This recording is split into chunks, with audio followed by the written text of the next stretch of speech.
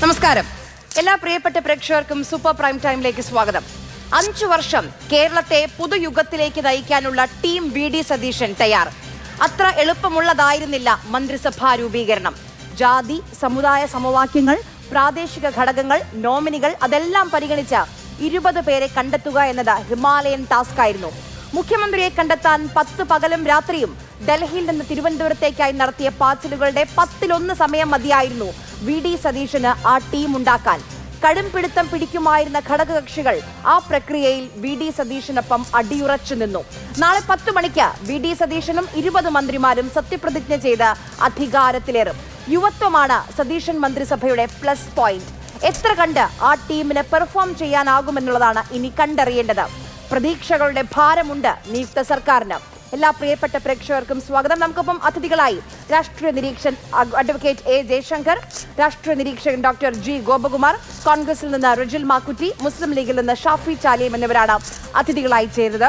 അതിഥികളിലേക്ക് പോകുന്നതിന് മുൻപ് ഇന്ന് ഗവർണറെ കണ്ട് മന്ത്രിസഭയുടെ പട്ടിക കൈമാറിയതിനു ശേഷം നിയുക്ത മുഖ്യമന്ത്രി വി.ഡി. സതീശൻ വാർത്താ സമ്മേളനം നടത്തിയിരുന്നു. അതിൽ പറഞ്ഞ ഒരു പ്രതികരണം, ഒരു വാചകം ശ്രദ്ധിക്കേണ്ടതാണ്. അതൊന്ന് കേൾക്കാം.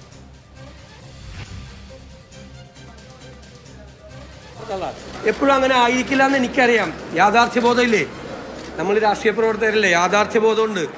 വിമർശനങ്ങൾ വരും, അപ്രിയങ്ങളായ ചില തീരുമാനങ്ങൾ എടുക്കേണ്ടി വരും, അല്ലേ? നാടിൻ്റെ നന്മയ്ക്ക് വേണ്ടി, നാടിൻ്റെ പുരോഗതിക്ക് വേണ്ടി ചിലപ്പോൾ അപ്രിയങ്ങളായ തീരുമാനങ്ങൾ എടുക്കേണ്ടി വരും. അപ്പോൾ അതൊക്കെ നമുക്ക് ഗംഭീരാക്കാം. നിങ്ങളെല്ലാവരും കൂടി സഹകരിക്കണം. നിങ്ങൾ ആലോചിക്കണം, ഒരു പുതുയുഗ കേരളത്തിന് തുടക്കമിടാൻ വേണ്ടിയിട്ടാണ് UDF വരുന്നത്.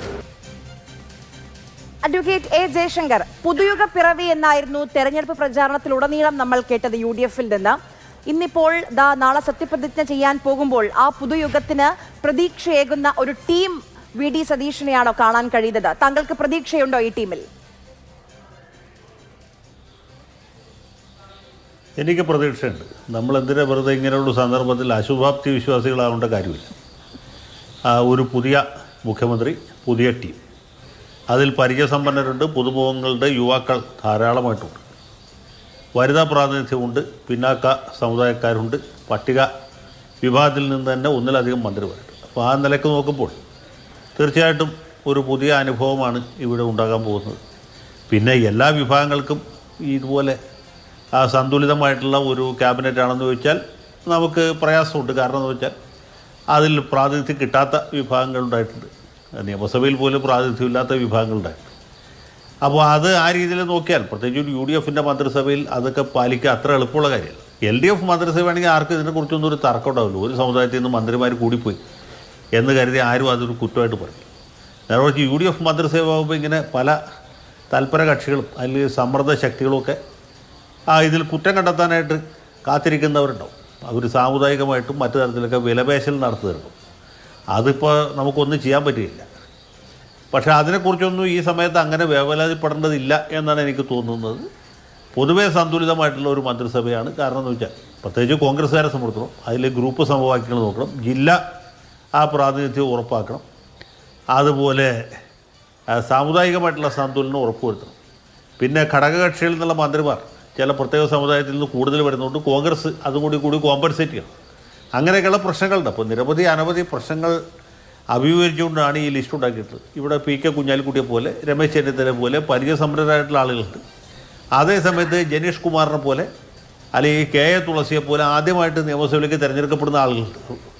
അവരെ സംബന്ധിച്ചിടത്തോളം നിയമസഭാംഗങ്ങളായിട്ട് സത്യപ്രതിജ്ഞ ചെയ്യുന്നതിന് മുമ്പ് അവർ മന്ത്രിമാരായിട്ട് സത്യപ്രതിജ്ഞ ചെയ്യണം. ആദ്യം മന്ത്രിയായിട്ട് സത്യപ്രതിജ്ഞ ചെയ്യുന്നു, അത് കഴിഞ്ഞിട്ട് നിയമസഭാംഗമാകുന്നു എന്ന കൗതുകകരമായിട്ടുള്ള കാഴ്ച വരുന്നുണ്ട്. അപ്പോൾ ശരിക്കും പറഞ്ഞാൽ വളരെ സന്തുലിതമായിട്ടുള്ള ഒരു മന്ത്രിസഭ ആണ് ഇവിടെ അവതരിപ്പിച്ചിട്ടുള്ളത്. പിന്നെ അവർ പെർഫോം ചെയ്യുന്നത് അത് നമ്മൾ കാത്തിരുന്ന് കാണേണ്ടതായിട്ടിരിക്കും. പൊതുവേ കഴിവുള്ള കാര്യപ്രാപ്തിയുള്ള ആളുകളെയാണ് തിരഞ്ഞെടുത്തിട്ടുള്ളത് എന്നാണ് എനിക്ക് തോന്നുന്നത്. അതിൽ യുവാക്കൾക്ക് നല്ല പ്രാതിനിധ്യം നൽകിയിട്ടുണ്ട്. ഇപ്പോൾ റോജി എം ജോണിനെ പോലെ, അല്ലെങ്കിൽ ജനീഷ് കുമാറിനെ പോലെ, V. അബ്ദുൾ ഗഫൂറിനെ പോലെ ഉള്ള ആളുകൾ വരുന്നു. തീർച്ചയായിട്ടും അങ്ങനെയുള്ള ആളുകൾ വരണമുണ്ട്. പിന്നെ ചെറു കക്ഷികൾക്കും പ്രാതിനിധ്യം കൊടുത്തിട്ടുണ്ട്. അനൂപ് ജേക്കബുണ്ട്, CP ജോണുണ്ട്, അതുപോലെ ഷിബു ബേബി ജോണുണ്ട്, പിന്നെ ബോൻസ് ജോസഫുണ്ട്. ബോൻസ് നേരത്തെ VS-ൻ്റെ മന്ത്രിസഭയിൽ മന്ത്രിയായിരുന്നു, കഴിവ് തെളിയിച്ച ആളാണ്. അത് 1 വർഷത്തിലധികമേ മന്ത്രിയായിരുന്നിട്ടുള്ളെങ്കിൽ പോലും മരാമത്ത് വകുപ്പിൽ നല്ലപോലെ പെർഫോം ചെയ്ത ഒരാളാണ്. രമേശ് ചെന്നിത്തലയാണെങ്കിൽ നേരത്തെ വളരെ ചെറുപ്രായത്തിൽ മന്ത്രിയായാണ്, പിന്നീട് ആഭ്യന്തര വകുപ്പ് കൈയാളിയാണ്. അദ്ദേഹത്തെ പോലെ പരിചയസമ്പന്നരായ ആളുടെ കയ്യിലാണ് ആഭ്യന്തരവും വിജിലൻസും ഏൽപ്പിച്ചത്. അതിനെക്കുറിച്ച് പലരും പല അഭിപ്രായങ്ങൾ പറയുന്നുണ്ട്. പക്ഷേ അതൊന്നും കണക്കാക്കേണ്ടതില്ല. ആഭ്യന്തര വകുപ്പിന് തീർച്ചയായിട്ടും ഒരു ഫുൾ ടൈം മന്ത്രി ആവശ്യമാണ്. അത് കേവലം രമേശ് ചെന്നിത്തലയുടെ ഈഗോ സാറ്റിസ്ഫൈ ചെയ്യാൻ വേണ്ടി കൊടുത്തു എന്നുള്ള രീതിയിലുള്ള വ്യാഖ്യാനം തന്നെ തെറ്റാണ്. കാരണം ഈ പോലീസ് എന്ന് പറയുന്നത് നിരന്തരമായ ശ്രദ്ധ ആവശ്യമുള്ളൊരു കാര്യമാണ്. മുഖ്യമന്ത്രി തന്നെ പോലീസ് വകുപ്പ് ഭരിക്കണം എന്ന് ഭരണഘടനയിൽ എഴുതി വെച്ചിട്ടില്ല, കോൺഗ്രസിൻ്റെ ഭരണഘടനയിൽ എഴുതി വെച്ചിട്ടില്ല, ഒരു സ്ഥലത്തും എഴുതി വെച്ചിട്ടില്ല. ഏതാനും കാലങ്ങളായിട്ട് കേരളത്തിൽ മുഖ്യമന്ത്രിമാർ ഈ ആഭ്യന്തരവും വിജിലൻസും കയ്യിൽ വെച്ചുകൊണ്ടിരിക്കുന്നു എന്നുള്ളതൊരു തെറ്റായ കീഴ്വഴക്കമാണ്. VS അച്യുതാനന്ദ മുഖ്യമന്ത്രി എടുത്തപ്പോൾ കോടിയേരി ബാലകൃഷ്ണനായിരുന്നു ആഭ്യന്തരം. ഉമ്മൻചാണ്ടിയുടെ കാലത്ത് ആദ്യത്തെ ഒരു വർഷം അദ്ദേഹത്തിൻ്റെ കയ്യാളി, പിന്നീട് തിരുവഞ്ചൂർ രാധാകൃഷ്ണൻ ഏൽപ്പിച്ചു, അതിനുശേഷം രമേശ് ചെന്നിത്തല. ഇപ്പോൾ കേരളം കണ്ട ഏറ്റവും നല്ല ആഭ്യന്തരമന്ത്രി തിരുവഞ്ചൂർ രാധാകൃഷ്ണനാണ് എന്ന് പറയും, PT ചാക്കോയ്ക്ക് ശേഷം. കാരണം അദ്ദേഹം പൂർണ്ണമായിട്ടും ഈ വകുപ്പിന് വേണ്ടിയിട്ട് അദ്ദേഹത്തിൻ്റെ പ്രയത്നം മാറ്റിവെച്ചു എന്നുള്ളതുകൊണ്ട് അതിൻ്റെ തുടർച്ചയായിട്ട് രമേശ് വന്നപ്പോഴും അദ്ദേഹം ആ രീതിയിൽ തന്നെ മുന്നോട്ട് കൊണ്ടുപോയി. ഉമ്മൻചാണ്ടി സർക്കാരിൻ്റെ കാലത്തുണ്ടായ ഏറ്റവും വലിയ നേട്ടം എന്ന് പറയുന്നത്, അവിടെ അഴിമതി കൊണ്ടായിരുന്നു, കെടുകാര്യസ്ഥ കൊണ്ടായിരുന്നെങ്കിൽ പോലും ഏറ്റവും വലിയ നേട്ടം കൈവരിച്ച് ക്രമസമാധാന പരിപാലന രംഗത്തായിരുന്നു. കാരണം പറയത്തക്ക പോലീസ് അതിക്രമങ്ങളില്ലാതെ ലാത്തി ചാർജുകൾ താരതമ്യേന കുറവായിരുന്നു, പോലീസ് വെടിവെപ്പുണ്ടായിരുന്നില്ല. കാരണം ആഭ്യന്തരമന്ത്രി ആ കാര്യത്തിൽ വളരെ ശ്രദ്ധ ചെലുത്തി എന്നുള്ളതാണ്. അപ്പോൾ അങ്ങനെ പ്രധാനപ്പെട്ട വകുപ്പാണ്. ആ വകുപ്പിനൊരു മുഴുവൻ സമയം മന്ത്രി ഉണ്ടാകുന്നു എന്നുള്ളത് വളരെ മലയാളികളെ സംബന്ധിച്ചുള്ള സന്തോഷകരമായിട്ടുള്ള കാര്യമാണ്. ഏറ്റവും പ്രധാനപ്പെട്ട കാര്യം എന്ന് വെച്ചാൽ ക്രമസമാധാന പരിപാലനമുള്ളൂ, ജനങ്ങളുടെ ജീവനും സ്വത്തിനും സുരക്ഷിതത്വം നൽകാതെ. അപ്പോൾ അങ്ങനെ എൻ്റെ അഭിപ്രായത്തിൽ സന്തുലിതമായ ഒരു മന്ത്രിസഭയാണ്. അതിൽ മിക്കവാറും എല്ലാ വിഭാഗങ്ങൾക്കും പ്രാതിനിധ്യം കിട്ടിയിട്ടുണ്ട്. അല്പം ഏറി കുറച്ചൊക്കെ ഇരിക്കും, അതൊക്കെ ആരാണെങ്കിൽ ഏത് മന്ത്രിസഭയാണെങ്കിലും ഉണ്ടാവും. അങ്ങനൊന്നും കണക്കാക്കേണ്ട ആവശ്യമില്ല. ഇനി ഇവരെങ്ങനെ പെർഫോം ചെയ്തു എന്നുള്ളതാണ് അതിൽ നമ്മൾ ഉറ്റുനോക്കുന്നത്. അവർ നന്നായിട്ട് പെർഫോം ചെയ്യട്ടെ, അടുത്ത 5 വർഷം എന്ത് തന്നെയായാലും ഇവരാണ് നമ്മളെ ഭരിക്കുന്നത്. അപ്പോൾ നല്ല രീതിയിൽ ഭരിക്കാൻ കഴിയട്ടെ എന്നുള്ളതാണ് നമ്മുടെയൊക്കെ ആഗ്രഹവും ആശംസയും. അത് തന്നെയാണ്, നന്നായിട്ട് ഭരിക്കാൻ കഴിയട്ടെ. അത് നമ്മൾ ഒരു സെൽഫ് ഇൻട്രസ്റ്റ് കൂടി പറയുന്നതാണ് എന്ന് വിചാരിച്ചു. എല്ലാ മലയാളികൾക്കും വേണ്ടിയിട്ട് ഞാൻ പറയുകയാണ്. കാരണം ഈ സർക്കാർ നന്നായിട്ട് പെർഫോം ചെയ്യേണ്ടത് UDFൻ്റെ ആവശ്യമില്ല, കോൺഗ്രസിൻ്റെ ലീഗിൻ്റെ ആവശ്യമില്ല, അതിനേക്കാൾ കൂടുതലായിട്ട് 3.5 കോടി മലയാളികളുടെ ആവശ്യം. അപ്പോൾ ഒരു മലയാളി എന്നുള്ള നിലയ്ക്ക്, ഈ കേരളീയൻ എന്ന രീതിയിൽ, ഈ നാട്ടിലൊരു പൗരൻ, ഒരു വോട്ടർ എന്ന നിലയ്ക്ക് ഞാൻ ആഗ്രഹിക്കുന്നത് ഈ സർക്കാർ നന്നായിട്ട് പെർഫോം ചെയ്യണം എന്ന് തന്നെയാണ്. ശരി, ഞാൻ താങ്കളിലേക്ക് മടങ്ങി വരാം. ശ്രീ G. ഗോപകുമാർ, ഇന്ന് കണ്ട 2 പ്രതികരണങ്ങൾ ഉണ്ടായിരുന്നു. ഒന്ന് ശിവഗിരി മഠത്തിന്റെ ഭാഗത്ത് നിന്നാണ്. ഞങ്ങൾ അറിയിച്ചിട്ടുണ്ട്, ഞങ്ങൾക്ക് പ്രാതിനിധ്യം വേണം, അത് മന്ത്രിസഭയിൽ മാത്രമല്ല പേഴ്സണൽ സ്റ്റാഫിൽ പോലും പ്രാതിനിധ്യം വേണമെന്ന് ശിവഗിരി മഠത്തിന്റെ പ്രതിനിധികൾ പരസ്യമായി മാധ്യമങ്ങൾക്ക് മുന്നിൽ വന്ന് പറയുന്നു. അത് കഴിഞ്ഞ് ലത്തീൻ സഭയിൽ നിന്നും അതുപോലെയുള്ള പ്രതികരണം അവർക്ക് ഉറപ്പ് കിട്ടിയതായിരുന്നു. അപ്പോൾ അതുണ്ടാകുന്നില്ല, അതിൽ ദുഃഖമുണ്ട്, നാളത്തെ ചടങ്ങിൽ പങ്കെടുക്കുമോ എന്നുള്ളത് പുനരാലോചിക്കും എന്ന് പറയുകയാണ്. അപ്പോൾ പരസ്യമായി ഈ 2 പ്രതികരണങ്ങൾ കണ്ട പകലാണ്. അപ്പോൾ സമ്മർദ്ദം ഏറെയായിരുന്നു. പക്ഷേ അതിനെല്ലാം അതിജീവിച്ച് ഒരു ടീമിനെ ഉണ്ടാക്കാൻ കഴിഞ്ഞോ? തീർച്ചയായിട്ടും കഴിഞ്ഞു എന്നാണ് എനിക്ക് പറയാനുള്ളത്. കാരണം മുഖ്യമന്ത്രിയെ നിശ്ചയിക്കാൻ വേണ്ടി ഓടിയ ഓട്ടം നമ്മളിവിടെ കണ്ടു. പക്ഷേ വളരെ പെട്ടെന്ന് 48 മണിക്കൂറിനകം മുഖ്യമന്ത്രിയെ തീരുമാനിച്ച് കഴിഞ്ഞതിന് ശേഷം 48 മണിക്കൂറിനകം പുതിയ മന്ത്രിസഭ അധികാരമേൽക്കുകയാണ് എന്ന് പറയുമ്പോൾ വാസ്തവത്തിൽ നല്ല അക്കോമഡേഷൻ കൊടുത്തിട്ടുണ്ട് എന്നുള്ളൊരു വസ്തുതയാണ്. എല്ലാ വിഭാഗക്കാരും, എൻ്റെ സുഹൃത്ത് അഡ്വക്കേറ്റ് ജയശങ്കർ ചൂണ്ടിക്കാണിച്ച പോലെ വനിതകൾക്ക്, ചെറുപ്പക്കാർക്ക്, അതോടൊപ്പം സീനിയോറിറ്റിയുള്ള ആൾക്കാർ, പ്രവർത്തന പരിചയമുള്ള ആൾക്കാർ, പിന്നെ പ്രാദേശിക, അതും കേരളത്തിൽ പ്രധാനമാണല്ലോ, അങ്ങനെ എല്ലാ പ്രദേശങ്ങൾക്കും പ്രാധാന്യം കൊടുത്ത് ഒരുവിധം നല്ല രീതിയിലാണ് അക്കോമഡേറ്റ് ചെയ്തിരിക്കുന്നത്. പിന്നെ ഗ്രൂപ്പുകളുടെ കാര്യം ഒന്നും പറയണ്ട. കാരണം മുഖ്യമന്ത്രിയെ സംബന്ധിച്ചിടത്തോളം ഒരു നല്ലൊരു ക്യാബിനറ്റ് വരിക എന്നുള്ള താല്പര്യമാണ് പരമപ്രധാനമായി വന്നത്. അതിനുവേണ്ട എല്ലാ വിട്ടുവീഴ്ചയ്ക്കും തയ്യാറായിരുന്നതുകൊണ്ട് വലിയ ആക്ഷേപത്തിനൊന്നും കാര്യമില്ല. ഇവിടെ ചൂണ്ടിക്കാണിച്ച കാര്യം ഞാൻ ശ്രദ്ധിച്ചു. പക്ഷേ നമ്മൾ ഒരു മാധ്യമ രംഗത്ത് നിൽക്കുന്ന ചാനലുകൾ ഉൾപ്പെടെയുള്ള പൊതുമേഖലയിൽ, പൊതുമണ്ഡലത്തിൽ നിൽക്കുന്ന നമ്മൾ ഒരു കാര്യം ശ്രദ്ധിക്കേണ്ടതുണ്ട്.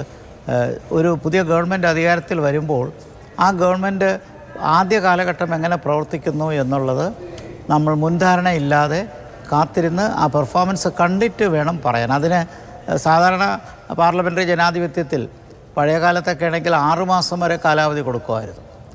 അതിനെ ഹണിമൂൺ പീരീഡ് എന്നാണ് പറയുന്നത്. പബ്ലിക് സ്ഫിയറുമായിട്ട്, പൊതുമണ്ഡലവുമായിട്ടൊരു നല്ലൊരു ഫ്രണ്ട്ഷിപ്പ് വരുന്നൊരു കാലഘട്ടം. നമുക്കത് വേണ്ട ഒരു 3 മാസമെങ്കിലും ഗവൺമെൻറ് പ്രവർത്തനം നമ്മൾ വിലയിരുത്തണം. അതിനുശേഷം തീർച്ചയായിട്ടും മാധ്യമലോകത്തുനിന്ന് വിമർശനങ്ങളുണ്ടാകും. അതുവരെ നമ്മൾ തീർച്ചയായിട്ടും ഒരു പോസിറ്റീവ് ആറ്റിറ്റ്യൂഡിൽ കൂടി വേണം ഇത് കാണാനായിട്ട്. അതുകൊണ്ട് ഇത്തരം പരാതികൾക്കൊന്നും ഇപ്പോൾ അതൊക്കെ അകത്ത് അവർ ചർച്ച ചെയ്ത് അക്കോമഡേറ്റ് ചെയ്യാൻ പറ്റുന്ന കാര്യങ്ങളേ ഉള്ളൂ. കാരണം UDF ആണ്, ഒരു വലിയ വിശാല മുന്നണിയാണ്, വിവിധ വിഭാഗങ്ങൾ അക്കോമഡേറ്റ് ചെയ്യാനുള്ള ചാനൽസ് ഉണ്ട്, അതിനുള്ള പാലങ്ങളുണ്ട്, കണക്ട് ചെയ്യാവുന്ന റൂട്ട്സ് ഉണ്ട്. അതൊക്കെ ഉള്ളത് കൊണ്ട് തീർച്ചയായിട്ടും ഇത്തരം കാര്യങ്ങൾക്ക് അവർക്ക് സപ്പോർട്ട് കിട്ടും. അത് ഇപ്പോൾ LDF ഗവൺമെൻറ്റൊക്കെ ആണെങ്കിൽ ഇങ്ങനെയുള്ള ചോദ്യങ്ങളൊന്നും വരത്തില്ല. അത് മറുവശം ഒരു 10 പേരൊരു സമുദായത്തിൽ നിന്ന് വന്നാലും ആരും ഒന്നും വെളിയിൽ പറയില്ല. ഇവിടെ ജനാധിപത്യം കൂടുതലായതുകൊണ്ടായിരിക്കാം എന്ന് വേണമെങ്കിൽ പറയാം. ചർച്ചകൾ വരും, പക്ഷേ അതിനൊക്കെ സാവകാശം അതിനൊക്കെ നടപടി വരും, ഇല്ലെങ്കിൽ അതിനെ അക്കോമഡേറ്റ് ചെയ്യാൻ പറ്റും. എന്തായാലും ഞാൻ എന്തായാലും ആദ്യത്തെ 3 മാസം ഗവൺമെൻറ്റിനെ നമുക്കെല്ലാവർക്കും സസൂക്ഷ്മം വീക്ഷിക്കാം.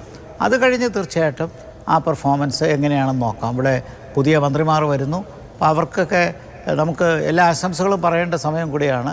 ചെറുപ്പക്കാരുണ്ട്, ആദ്യമായിട്ട് മന്ത്രിമാർ MLA ആവുന്ന ആൾ മന്ത്രിയാകുന്നുണ്ട്, ചെറുപ്പക്കാർ മന്ത്രിമാർ വരുന്നുണ്ട്. അപ്പോൾ അവരൊക്കെ ഈ പുതിയ മേഖലയിലേക്ക് വരുമ്പോൾ അവരുടെ പെർഫോമൻസ്, കാരണം കേരളത്തിൽ വളരെ ചലഞ്ചിങ്ങാണ് സാഹചര്യം, നമുക്ക് നന്നായിട്ടറിയാം. അത്ര സുഖമുള്ള ഒരു സാഹചര്യത്തിലല്ല ഗവൺമെൻറ് ഏറ്റെടുക്കാൻ പോകുന്നത്. കടക്കെണി വലുതാണ്, തൊഴിലില്ലായ്മ വലിയ പ്രശ്നമാണ്. ഞാൻ അതിലേക്ക് വരാം. ആ ചലഞ്ചസ് ഞാൻ പ്രത്യേകം തന്നെ ചോദിക്കാനിരിക്കുകയാണ്. ഞാൻ റെജിലേക്ക് പോകുന്നതിന് മുൻപ് കഴിഞ്ഞ 2 ദിവസമായി രാഷ്ട്രീയ കേരളത്തിലെ ശ്രദ്ധാകേന്ദ്രം അത് കന്റോൺമെന്റ് ഹൗസ് ആയിരുന്നു. അവിടെയാണ് ഈ നിർണായകമായ കൂടിക്കാഴ്ചകളൊക്കെ നടന്നുകൊണ്ടിരിക്കുന്നത്. അപ്പോൾ കഴിഞ്ഞ 2 ദിവസമായി ഇന്നലെ മുതൽ ഇന്ന് ഈ സമയം വരെ മാതൃഭൂമി ന്യൂസിന്റെ വാർത്താ അവതരണം കന്റോൺമെന്റ് ഹൗസിൽ നിന്നായിരുന്നു.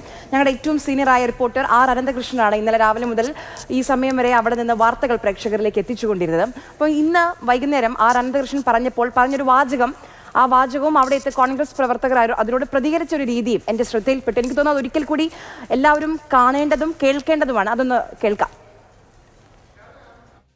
ഈ ജനക്കൂട്ടം നേരെ ക്ലിഫ് ഹൗസിലേക്ക് മാറും. അപ്പോൾ ഇത് പ്രതിപക്ഷ നേതാവിന്റെ വീടാകും. ഒരു പക്ഷേ ആ ബെഫ്കോയുടെ സ്ഥലം അവിടെ വരെ മാത്രമേ ആൾക്കാർക്ക് വരാൻ പറ്റൂ എന്നുള്ള രാഷ്ട്രീയ കൗതുകം കൂടി, ഒരു രസം കൂടി. ഉമ്മൻചാണ്ടി ഉണ്ടായിരുന്ന കാലഘട്ടത്തിൽ ക്ലിഫ് ഹൗസിൽ നിറച്ച് ജനമായിരുന്നു, ആർക്കും പ്രവേശിപ്പിക്കാമായിരുന്നു. ആൾക്കാർക്ക് ഒരു സംശയമുണ്ട്, VD സതീശൻ ഒരു പിണറായിയുടെ ഒരു ഡിസിപ്ലിൻ ഉണ്ടാകുന്ന ഒരു നേതാവാകും. ഒരിക്കലും ഉണ്ടാകില്ല. ഞങ്ങളെ ചേർത്ത് നിർത്തി പ്രവർത്തകരെ, UDFന്റെ എല്ലാവരെയും ചേർത്ത് നിർത്തിക്കൊണ്ട് ജനകീയനായ ഒരു മുഖ്യമന്ത്രി ആയിരിക്കും എന്ന കാര്യത്തിൽ യാതൊരു സംശയമില്ല. ഇത് 5 വർഷത്തേക്കല്ല, 10 വർഷക്കാലം, 10 വർഷം നോക്കി നിന്ന് ലഭിച്ച ഭരണം 25 ഒരു കാൽ നൂറ്റാണ്ടെങ്കിലും കഴിയാതെ വിട്ടുകൊടുക്കുന്ന പ്രശ്നമില്ല. അതിനുള്ള ക്രമീകരണവുമായി VD സതീശൻ ശ്രീ റെജുൽ മാക്കുറ്റി, R. അനന്തകൃഷ്ണൻ എന്ന മാധ്യമപ്രവർത്തകന്റെ സാക്ഷ്യം കഴിഞ്ഞ 2 ദിവസമായി കന്റോൺമെന്റ് ഹൗസ് നിറഞ്ഞു നിൽക്കുകയാണ്. ആർക്കും പ്രവേശിക്കാം, ഒരാൾക്കും വിലക്കില്ല. അതൊരു സന്ദേശമാണോ കേരളത്തിലെ ജനങ്ങൾക്ക്?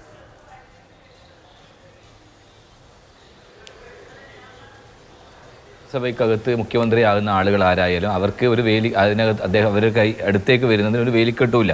അപ്പോൾ ജനങ്ങളോടൊപ്പം നിന്ന് ജനങ്ങളോട് നിന്ന് പ്രവർത്തിക്കുന്നവരാണ്. അപ്പോൾ തീർച്ചയായിട്ടും അവർക്ക് ഏതെങ്കിലും വേലിക്കെട്ടുകളോ അല്ലെങ്കിൽ കർശന നിർദ്ദേശങ്ങളോ അല്ലെങ്കിൽ ആ രൂപത്തിൽ ആൾക്കൂട്ടത്തിൽ നിന്ന് ഒഴിഞ്ഞു പോകുന്നവരോ ആൾക്കൂട്ടത്തെ കണ്ടു കഴിഞ്ഞാൽ പിന്നെ തെറി വിളിക്കുന്നവരൊന്നുമല്ല. തീർച്ചയായിട്ടും വളരെ കൃത്യമായി ജനങ്ങളുടെ ഇടയിൽ പ്രവർത്തിച്ചവരാണ്. ഈ കേരളത്തിൻ്റെ മുഖ്യമന്ത്രിയായി കടന്നു വന്ന ശ്രീ VD സതീശനായാലും അദ്ദേഹത്തിൻ്റെ കൂടെ നാട് ചുമതല നിൽക്കുന്ന എല്ലാ മന്ത്രിമാരും, കോൺഗ്രസിൻ്റെ മാത്രമല്ല UDFന്റെ എല്ലാ മന്ത്രിമാരും ആ ജനങ്ങൾ ഏൽപ്പിച്ച ഉത്തരവാദിത്വം വളരെ കൃത്യമായി അവർ നടപ്പാക്കും എന്നുള്ളതാണ് ഇവിടെ സൂചിപ്പിക്കാനുള്ളത്. തീർച്ചയായിട്ടും വളരെ നല്ല രൂപത്തിലുള്ള ഒരു മന്ത്രിസഭയാണ് നാളെ സത്യപ്രതിജ്ഞ എടുക്കാൻ പോകുന്നത്. എല്ലാ പ്രാതിനിധ്യവും, പ്രത്യേകിച്ച് 2 വനിതകൾ ഉള്ള ഒരു മന്ത്രിസഭ. അതോടൊപ്പം തന്നെ പാർശ്വവൽക്കരിക്കപ്പെട്ട സമൂഹത്തിൽ നിന്ന് 2 പേരാണ് മന്ത്രിമാരായി നിൽക്കുന്നത്.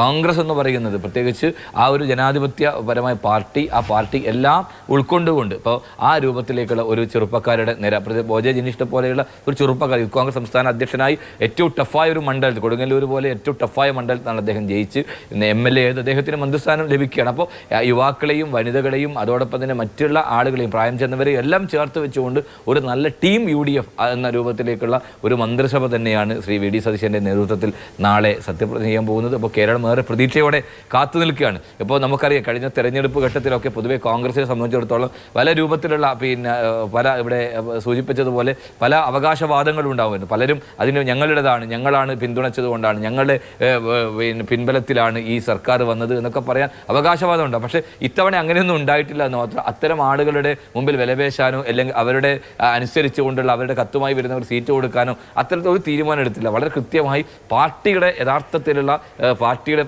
തീരുമാനത്തിന്റെ അടിസ്ഥാനത്തിൽ അതോടൊപ്പം ജനങ്ങളുമായി ബന്ധപ്പെട്ട് എല്ലാവരെയും ചേർത്ത് വെച്ചുകൊണ്ട് ഒരു നല്ല നിയമസഭയിലേക്ക് നല്ല ടീമിനെയാണ് ഞങ്ങൾ നിയമസഭയിൽ മത്സരിപ്പിച്ചത്. തീർച്ചയായും ആ ടീമിൽ നിന്ന് ജയിച്ചു വന്നവരൊക്കെ തന്നെ എല്ലാം കഴിവുള്ളവരാണ്. ഈ മന്ത്രിമാർ ആയവരും അപ്പോൾ അവരെ പോലെ തന്നെ കഴിവുള്ളവർ തന്നെയാണ് പുറത്തു നിൽക്കുന്നവരും.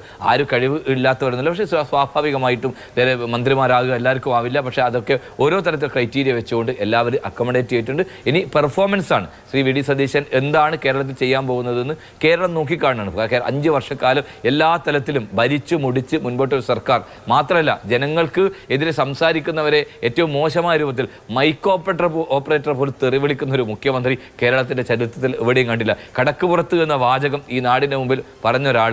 അങ്ങനെ നമ്മുടെ മലയാള ഭാഷയുടെ ഡിക്ഷണറി ഉള്ളതും ഇല്ലാത്തതുമായ കേസെടുത്തിരുന്നു എന്ന് മാത്രമല്ല, അത്രയേറെ ഒരു ധിക്കാരിയും അഹങ്കാരിയും ഏകാധിപതിയും സർവാധിപതിയും എനിക്ക് പ്രത്യേകിച്ച് ഒരു കമ്മ്യൂണിസ്റ്റ് മുഖ്യമന്ത്രിയായിരുന്നു അദ്ദേഹത്തിന്റെ. ഞാൻ കണ്ണൂരുകാരനാണ്, അദ്ദേഹം പിണറായിലാണ് താമസിക്കുന്നത്. ആ വീട്ടിലേക്ക് കടന്നു വരുമ്പോഴും 19 വണ്ടിയുടെ എസ്കോർട്ട് സംവിധാനം ഉപയോഗിച്ച് മഹാരാജാവ് പണ്ട് കാലത്ത് എഴുന്നള്ളുന്നത് പോലെ അതിനേക്കാളും വലിയ രൂപത്തിൽ ഒരു കമ്മ്യൂണിസ്റ്റ് പാർട്ടിയുടെ, തൊഴിലാളി വർഗ പാർട്ടിയുടെ, സാധാരണക്കാരന്റെ പാവപ്പെട്ടവന്റെ പാർട്ടിയുടെ ഒരു നേതാവ് 10 വർഷക്കാലം കേരളത്തിനകത്ത് ഭരിച്ചു മുടിച്ച് കട്ടുമുടിച്ച് കുടുംബടക്കം കട്ടുമുടിച്ച് പോയ ഒരു മുഖ്യമന്ത്രിയും ഒരു സർക്കാരും ഈ കേരളത്തെ എല്ലാ തലത്തിലും തൊലച്ചു കളഞ്ഞിരിക്കുകയാണ്. ആ കേരളത്തെ വീണ്ടെടുക്കുക എന്നുള്ള വലിയ ഉത്തരവാദിത്തമാണ്. ജനങ്ങളോടൊപ്പം നിന്ന് ജനക്ഷേമ പദ്ധതികൾ ഞാനിവിടെ സൂചിപ്പിച്ചതുപോലെ ബഹുമാന്യനായ ശ്രീ രാഹുൽ ഗാന്ധി പ്രഖ്യാപിച്ച അറിയേണ്ടത്. ശ്രീ ഷാഫി ചാലിയം, അല്ല ഞാൻ അവസാനിപ്പിക്കാം. ഒരു മിനിറ്റ് അപ്പൊ ഞാൻ പറഞ്ഞു വന്ന് അത്രയേറെ എല്ലാ തലത്തിലും ചവിട്ടി മതിക്കപ്പെട്ട കേരളത്തിനകത്ത് ശ്രീ രാഹുൽ ഗാന്ധി പ്രഖ്യാപിച്ച ഇന്ദിരാ ഗ്യാരണ്ടി ഉൾപ്പെടെ ജനങ്ങളെ ചേർത്ത് പിടിച്ച പ്രഖ്യാപനങ്ങളുമായി, ജനപ്രിയ പ്രഖ്യാപനങ്ങളുമായി അതിശക്തമായി, അതോടൊപ്പം ഒരു കാര്യം കൂടി പറഞ്ഞു, ഈ ഒരു വർഗീയവാദികളുടെ മുമ്പിലും മുട്ടുമടക്കാത്ത രൂപത്തിൽ മതനിരപേക്ഷത ഉയർത്തിപ്പിടിച്ചുകൊണ്ട്, പ്രത്യേകിച്ച് ഈ നാട്ടിനകത്ത് വെറുപ്പിന്റെ രാഷ്ട്രീയം പറയുന്നവരെ അവരെ അകറ്റി നിർത്താൻ, അവർക്ക് നടപടിയെടുക്കാനും അതിശക്തമായ നിലപാട് സ്വീകരിച്ചുകൊണ്ട് മുമ്പോട്ട് പോകും. എന്താണ് കേരളത്തിലെ UDFന്റെ മന്ത്രിസഭ ഇത്തരക്കാരോട് പെരുമാറുന്ന രീതി എന്ന് കേരള സമൂഹം സാഗൂതം നോക്കി നിൽക്കുമ്പോൾ അവരുടെ മുമ്പിൽ പോലും അടിയറ പറയാത്ത ഒരു രൂപത്തിലുള്ള ഒരു ഭരണമായിരിക്കും. പരിണിത പ്രജ്ഞരാണ് ശ്രീ വി ഡി സതീശനായാലും ശ്രീ രമേശ് ചെന്നിത്തലയെ പോലെ കഴിവും ആഭ്യന്തരമന്ത്രിയായും 2 തവണ കേരളത്തിന്റെ മന്ത്രിയായി കഴിവ് തെളിയിച്ച ഏറ്റവും പ്രഗത്ഭരായിട്ടുള്ള മന്ത്രിമാർ, കുഞ്ഞാലിക്കുട്ടി സാവിനെ പോലെയുള്ള അതോടെ പ്രഗത്ഭരായിട്ടുള്ള കേരളത്തിന്റെ മുന്നേറ്റത്തിൽ നയിച്ച മന്ത്രിമാർ ഉൾപ്പെടെയുള്ള ആളുകളാണ് ഈ ടീം UDFിലുള്ളത്. അതുകൊണ്ട് തീർച്ചയായും ഏറ്റവും ഉജ്ജ്വലമായ ഒരു ഭരണം കേരളത്തിലെ ജനങ്ങൾ പ്രതീക്ഷിക്കുന്നു. അതിനനുസരിച്ച് തന്നെ അവർ മുന്നോട്ട് പോകുന്നുള്ളതാണ് ഞങ്ങളുടെയും പാർട്ടിക്കാരെന്ന നിലയിൽ ഞങ്ങളുടെയും പ്രതീക്ഷ. ശരി, ശ്രീ ഷാഫി ചാലിയം, ഇന്ന് ആദ്യം കോൺഗ്രസിന് മുൻപേ ലീഗിന്റെ മന്ത്രിമാരെയാണ് പ്രഖ്യാപിച്ചത്. 5 മന്ത്രിമാരെ പ്രഖ്യാപിച്ചു. അത് കഴിഞ്ഞ് ആ ടീമിൽ ഒരു ടേം വ്യവസ്ഥയുണ്ടെന്ന് പറഞ്ഞു. വരിക ആരാണ് എന്ന് പറഞ്ഞു, പക്ഷെ മാറുക ആരാണ് എന്ന് പറഞ്ഞില്ല. എന്തുകൊണ്ടാണ് ടീമിൽ ടേംസ് ഉള്ളത്?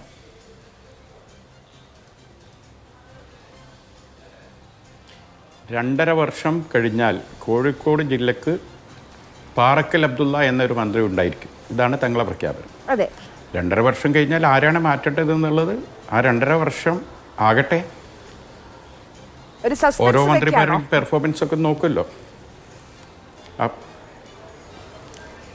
തീർച്ചയായിട്ടും തങ്ങൾ അങ്ങനെ എന്തെങ്കിലും ഒന്ന് കണ്ടിട്ടുണ്ടാവും.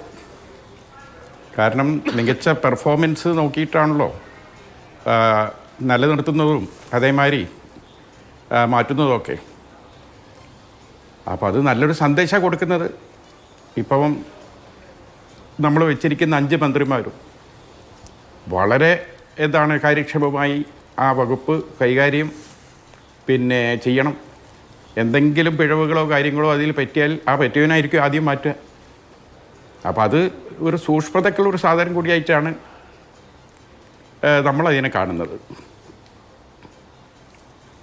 അതായത് പെർഫോമൻസ് നോക്കിയതിനു ശേഷം ഇപ്പോൾ ഇതിൽ പല പേരുകൾ കേട്ടിരുന്നു മുസ്ലിം ലീഗിൽ മന്ത്രിമാരാകുമെന്ന്. അവസാനമാണ് നിയുക്ത കളമശ്ശേരി MLA യുടെ പേര്. അപ്പോൾ പെർഫോമൻസ് നോക്കിയിട്ടാണ് മുസ്ലിം ലീഗ് തീരുമാനിക്കുന്നത് എന്നുള്ളതാണ് ഷാഫി ചാലിയം പറയുന്നത്. ഞാൻ ശ്രീ ഷാഫി ചാലിയത്തിലേക്ക് മടങ്ങി വരാം. ഇന്ന് ഒരുപക്ഷെ ഏറ്റവും കൂടുതൽ പറഞ്ഞോളൂ. അതല്ല അതിൽ ചെറിയൊരു മാറ്റം, ഒറ്റ മിനിറ്റ്. അതായത് ഇതിലെ ഈ നമ്പർ 1, 2, 3 ഈ നമ്പറൊന്നും അല്ല പ്രശ്നം. ആരെയാണ് മാറ്റുക എന്നുള്ളത് നേരത്തെ പറഞ്ഞിട്ട് 2.5 കൊല്ലം കഴിഞ്ഞാൽ പോകാൻ പോകുന്ന മന്ത്രി ഇതാണെന്ന് ആളുകൾക്ക് ഇങ്ങനെ ചൂണ്ടിക്കാണിക്കാനും വിളിച്ചു പറയാനും എന്തിനൊരു അവസരം കൊടുക്കണം? മനസ്സിലായ കാര്യമാണ്. മനസ്സിലായി. അവിടെ ഈ തങ്ങള് തീരുമാനം തന്നെ ഒക്കെ വിസ്മയം തന്നെയാണ്. എന്തെങ്കിലും ഒന്നും അതിലുണ്ടാവും. ശരി, അപ്പൊ ഈ കഴിഞ്ഞ ദിവസം കയ്യടി നേടിയ ഒരു പ്രഖ്യാപനമായിരുന്നു VIP സംസ്കാരം നിർത്താൻ പോവുകയാണ്. അതായത് എസ്കോർട്ടും പൈലറ്റും മതി, ജനങ്ങളെ ബുദ്ധിമുട്ടിക്കുന്ന ഒരു കാര്യവും വേണ്ട എന്നുള്ള പ്രഖ്യാപനം. ഇന്നും അതുമായി ബന്ധപ്പെട്ട ഒരു ക്ലാരിഫിക്കേഷൻ, എന്തുകൊണ്ട് അങ്ങനെ ഒരു തീരുമാനം എന്ന് നിയുക്ത മുഖ്യമന്ത്രി VD സതീശൻ പറഞ്ഞിട്ടുണ്ട്. അതൊന്ന് കേൾക്കാം. എൻ്റെ പ്രായത്തിലുള്ള എൻ്റെ പൊളിറ്റിക്കൽ പശ്ചാത്തലമുള്ള ഒരാൾ മുഖ്യമന്ത്രിയായി വന്നു, ഒരു 10, 30, 40 വണ്ടി കൂടി റോഡിൽ കൂടി പോകുന്നു. ഞാനാണ് റോഡിൽ നിന്ന് ആ കാഴ്ച കാണുന്നതെങ്കിൽ ഞാൻ എന്തു വിചാരിക്കുമെന്ന് ഞാൻ ചിന്തിച്ചു. എനിക്ക് ദേഷ്യം തോന്നും, എനിക്ക് നിരാശ തോന്നും, എനിക്ക് പുച്ഛം തോന്നും, എനിക്ക് പരിഹസിക്കാൻ തോന്നും, എനിക്ക് ചിരിക്കാൻ തോന്നും, വല്ലാത്ത ദേഷ്യവും വരും, ഇല്ലേ? ഇപ്പം ഞാനാണ് വഴിയിൽ റോഡ് ബ്ലോക്ക് ചെയ്യുമ്പോൾ കാത്ത് എൻ്റെ വണ്ടിയായിട്ട് ഞാൻ കിടക്കുവാണെങ്കിലാ, നിങ്ങൾ ആരെങ്കിലും കിടക്കുവാണെങ്കിലാ, 5 മിനിറ്റൊക്കെ ആവാം, അരമണിക്കൂറായാല, 1 മണിക്കൂറായാല, എവിടെയൊക്കെ പോകേണ്ട ആളുകളാ, അതൊന്നും വേണ്ടെന്ന് പറഞ്ഞു. അത് ഞാൻ ആ വഴിയിൽ നിൽക്കുന്ന ഒരാളായി, അല്ലെങ്കിൽ ആ പോലീസ് സ്റ്റോപ്പ് ചെയ്തിരിക്കുന്ന അകത്ത് ഒരു കാറിലിരിക്കുന്ന അത്യാവശ്യത്തിന് പോകേണ്ട ഒരാളായി ഞാനൊന്ന് സങ്കല്പിച്ച് നോക്കി. അപ്പോൾ ഞാൻ എടുത്ത തീരുമാനമാണത്. അത് വേറെ ഞാൻ ഭയങ്കര ലാളിത്യക്കാരനാണ്, ഭയങ്കര സിമ്പിളാണ് എന്നൊന്നുള്ളൊരു മെസ്സേജ് കൊടുക്കാൻ വേണ്ടിയിട്ടല്ല. അഡ്വക്കേറ്റ് ജയശങ്കർ, VS മുഖ്യമന്ത്രിയായിരുന്ന സമയത്ത്, അത് കഴിഞ്ഞ് ഉമ്മൻചാണ്ടി മുഖ്യമന്ത്രിയായിരുന്ന സമയത്ത് എങ്ങനെയായിരുന്നു വാഹന വ്യൂഹം കേരളത്തിനറിയാം. അത് കഴിഞ്ഞാണ് മാറ്റമുണ്ടായത്. അപ്പോൾ അവിടെ നിന്ന് VD സതീശൻ മാറുമ്പോൾ ലാളിത്യം, എളിമ എന്നുള്ളതല്ല, എന്തുകൊണ്ട് എന്നുള്ള കാര്യം വളരെ ക്ലിയർ ആയി പറയുകയാണ്.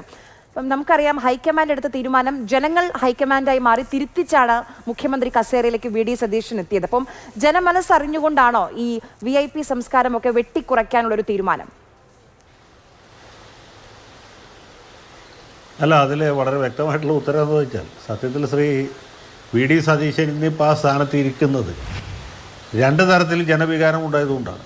ഒന്ന്, ഇപ്പോൾ താങ്കൾ സൂചിപ്പിച്ച പോലെ കോൺഗ്രസ് പാർട്ടിക്കകത്ത് മറ്റ് പല അഭിപ്രായങ്ങളും ഉയർന്നു വന്നപ്പോൾ ഇദ്ദേഹത്തിന് അനുകൂലമായി വലിയ ജനവികാരമുണ്ട്.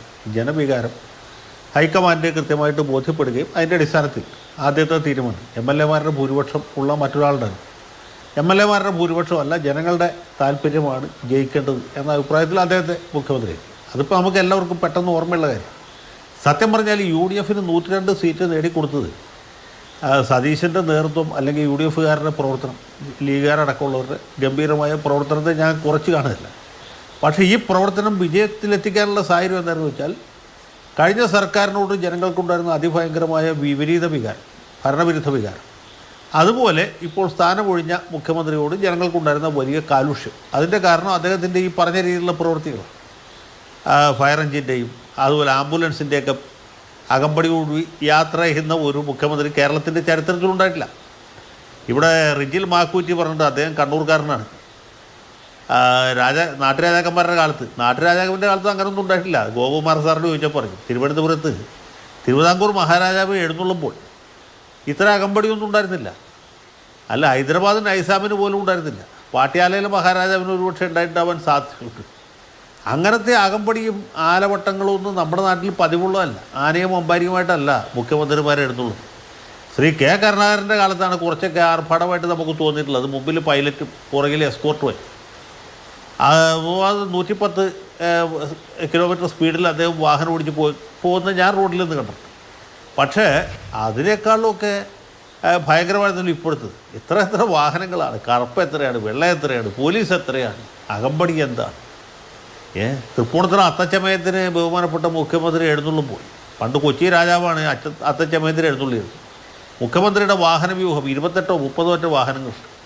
അപ്പോൾ റോഡ് സൈഡിൽ നിന്ന് ഒരു നായ അവിരാമമായി കുരയ്ക്കുകയാണ്. അതിൻ്റെ വീഡിയോ ഇറങ്ങിയിട്ടുണ്ട്.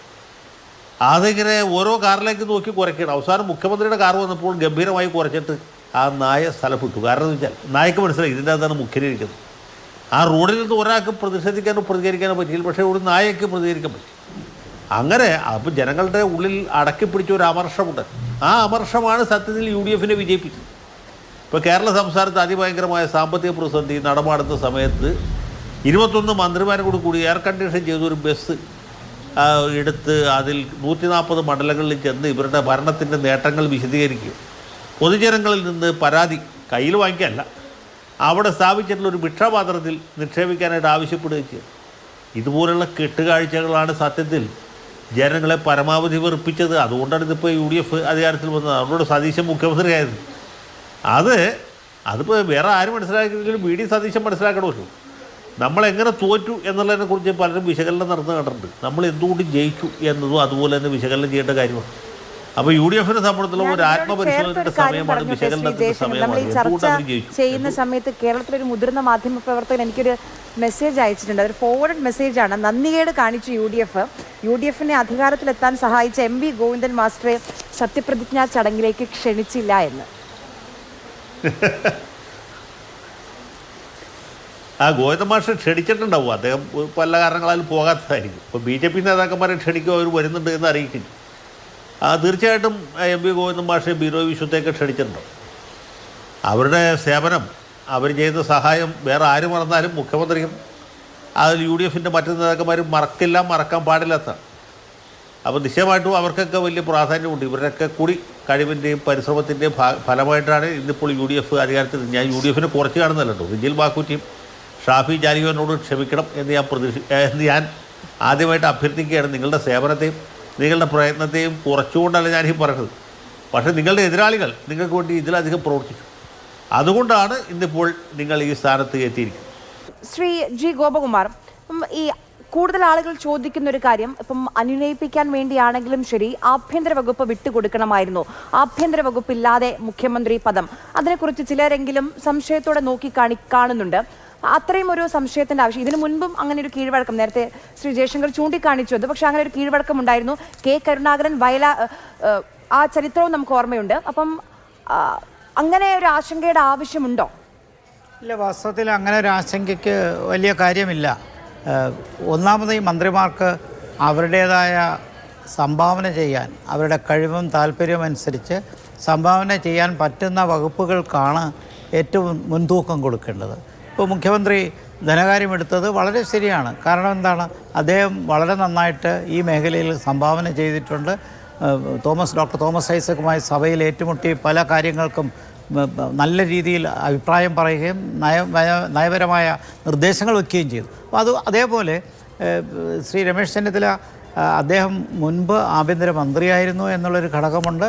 മാത്രമല്ല അദ്ദേഹത്തെ മുഖ്യമന്ത്രിയേക്കാൾ സീനിയറാണ്. അങ്ങനെ ഒരാൾ വരുമ്പോൾ അതുപോലത്തെ ഒരു പ്രസ്റ്റീജിയസ് പോർട്ട്ഫോളിയോ കൊടുക്കണമല്ലോ.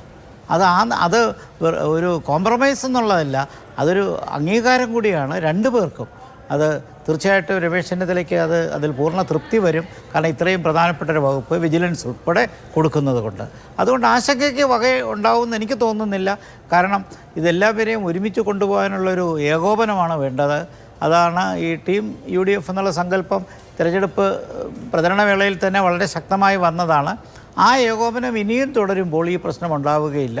പ്രത്യേകിച്ച് അവർ ഒരേ പാർട്ടിയിൽപ്പെട്ട ആൾക്കാരാണ്. തീർച്ചയായിട്ടും ഒരു മുന്നണി രാഷ്ട്രീയമൊക്കെ വരും, ഒരു പാർട്ടി തന്നെ അകത്ത് അഭിപ്രായ വ്യത്യാസങ്ങൾ വരും. അതിനൊക്കെ ഒരുപാട് പ്ലാറ്റ്ഫോംസ് ഉണ്ടല്ലോ അവിടെ ഡിസ്കസ് ചെയ്യാനും കോംപ്രമൈസ് ചെയ്യാനും സൊല്യൂഷൻ കൊണ്ടുവരാനും. അതുകൊണ്ട് സമവായമുണ്ടാകും. അതുകൊണ്ട് ആഭ്യന്തരം പ്രധാന മുഖ്യമന്ത്രിയുടെ കയ്യിലില്ല എന്ന് പറഞ്ഞ് ഒരു കാരണവശാലും വിഷമിക്കേണ്ട കാര്യമില്ല. മുഖ്യമന്ത്രി എന്ന് പറയുന്നത് ഫസ്റ്റ് അമംഗ് ദ ഈക്വൽസ് ആണ്. തുല്യരിൽ പ്രഥമ സ്ഥാനമുള്ള ആളാണ്. ഫസ്റ്റ് അമംഗ് ദ ഈക്വൽസ് ആണ്.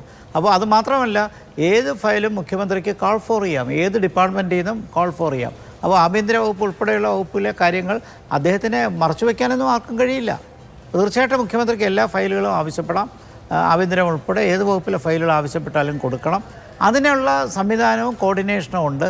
ഒരർത്ഥത്തിൽ പറഞ്ഞാൽ മുഖ്യമന്ത്രിക്ക് ഈ വകുപ്പുകളെ ഏകോപിപ്പിക്കുകയും കോർഡിനേറ്റ് ചെയ്യുകയും ചെയ്യുന്ന ഒരു ചുമതല കൂടിയുണ്ട്. അത് തീർച്ചയായിട്ടും അതിൻ്റേതായ സാങ്കേതികത്തിൽ വർക്ക് ചെയ്യുമ്പോൾ തീർച്ചയായിട്ടും ആഭ്യന്തരം അതിനകത്ത് വരുമല്ലോ. ഇല്ലെങ്കിൽ തന്നെ ആഭ്യന്തരം ഒരു സെൻസിറ്റീവ് വകുപ്പാണ്. അപ്പോൾ അതിന് ഒരു പരിണതപ്രജ്ഞനായ ഒരാൾ തന്നെ അത് കൈകാര്യം ചെയ്യുമ്പോൾ എന്തെങ്കിലും കാര്യമുണ്ടെങ്കിൽ അതിൽ എന്തെങ്കിലും ഡീറ്റെയിൽസ് വല്ലതും നോക്കണമെന്നുണ്ടെങ്കിൽ നമ്മൾ മനസ്സിലാക്കിയിരിക്കുന്നത് നിയുക്ത മുഖ്യമന്ത്രി ഫയലുകൾ നന്നായിട്ട് പഠിക്കാൻ കഴിവുള്ള ഒരാളാണെന്നുള്ളതാണ്. അതുകൊണ്ട് തീർച്ചയായിട്ടും അത് പഠിച്ച് അതിനെക്കുറിച്ചൊരു തീരുമാനമെടുക്കും. ഇവിടെ ഇക്കാര്യത്തിൽ ഈഗോയുടെ ഒരു പ്രശ്നമില്ല. മാത്രമല്ല, അങ്ങനെ ഒരു തീരുമാനം അപ്പോൾ അങ്ങനെ എടുത്തില്ലായിരുന്നെങ്കിൽ രണ്ടു കൂട്ടർക്കും മുറിവേൽക്കുമായിരുന്നു. കാരണം 3 പേർ മുഖ്യമന്ത്രി സ്ഥാനത്തേക്ക് മത്സരിച്ചു, 2 പേർ MLA-മാരാണ്, 2 പേർക്കും സീനിയോറിറ്റി ഉണ്ട്. അപ്പോൾ രമേശ് ചെന്നിത്തലയെ പോലെ ഒരു മുതിർന്ന നേതാവിനെ മുഖ്യമന്ത്രി തന്നെ പറയുന്നത് എൻ്റെ നേതാവാണെന്നാണ് പറയുന്നത്. അപ്പോൾ അദ്ദേഹത്തിന് അതുപോലത്തെ ഒരു പ്രസ്റ്റീജിയസ് വകുപ്പ് കൊടുത്തല്ലേ പറ്റൂ. അത് വാസ്തവത്തിൽ മുഖ്യമന്ത്രി ചെയ്തത് യഥാർത്ഥത്തിൽ നല്ലൊരു തീരുമാനമാണ്. എനിക്ക് തോന്നുന്നില്ല ഇതൊരു കോൺഫ്ലിക്റ്റിലേക്ക് കൊണ്ടെത്തിക്കുമെന്ന്. ശരി. ശ്രീ റെജിൽ മാക്കുറ്റി, ഇപ്പം നാളെ സത്യപ്രതിജ്ഞ കഴിഞ്ഞ ആദ്യ ഉത്തരവ് ആദ്യം നടപ്പിലാക്കാൻ പോകുന്ന വാഗ്ദാനം എന്താണ് എന്ന് കേരളം ഉറ്റുനോക്കുകയാണ്. കേരളത്തോടൊപ്പം പ്രതിപക്ഷവും ഉറ്റുനോക്കുകയാണ്. ഇപ്പം കോൺഗ്രസിൽ നിന്ന് ഇടതുപാളയത്തിലേക്ക് പോയ പി സരിനൊക്കെ ഇനിയാണ് നിങ്ങൾ പ്രതിപക്ഷത്തെ കാണാൻ പോകുന്നത് എന്നുള്ളൊരു വെല്ലുവിളി ഉയർത്തുന്നുണ്ട്.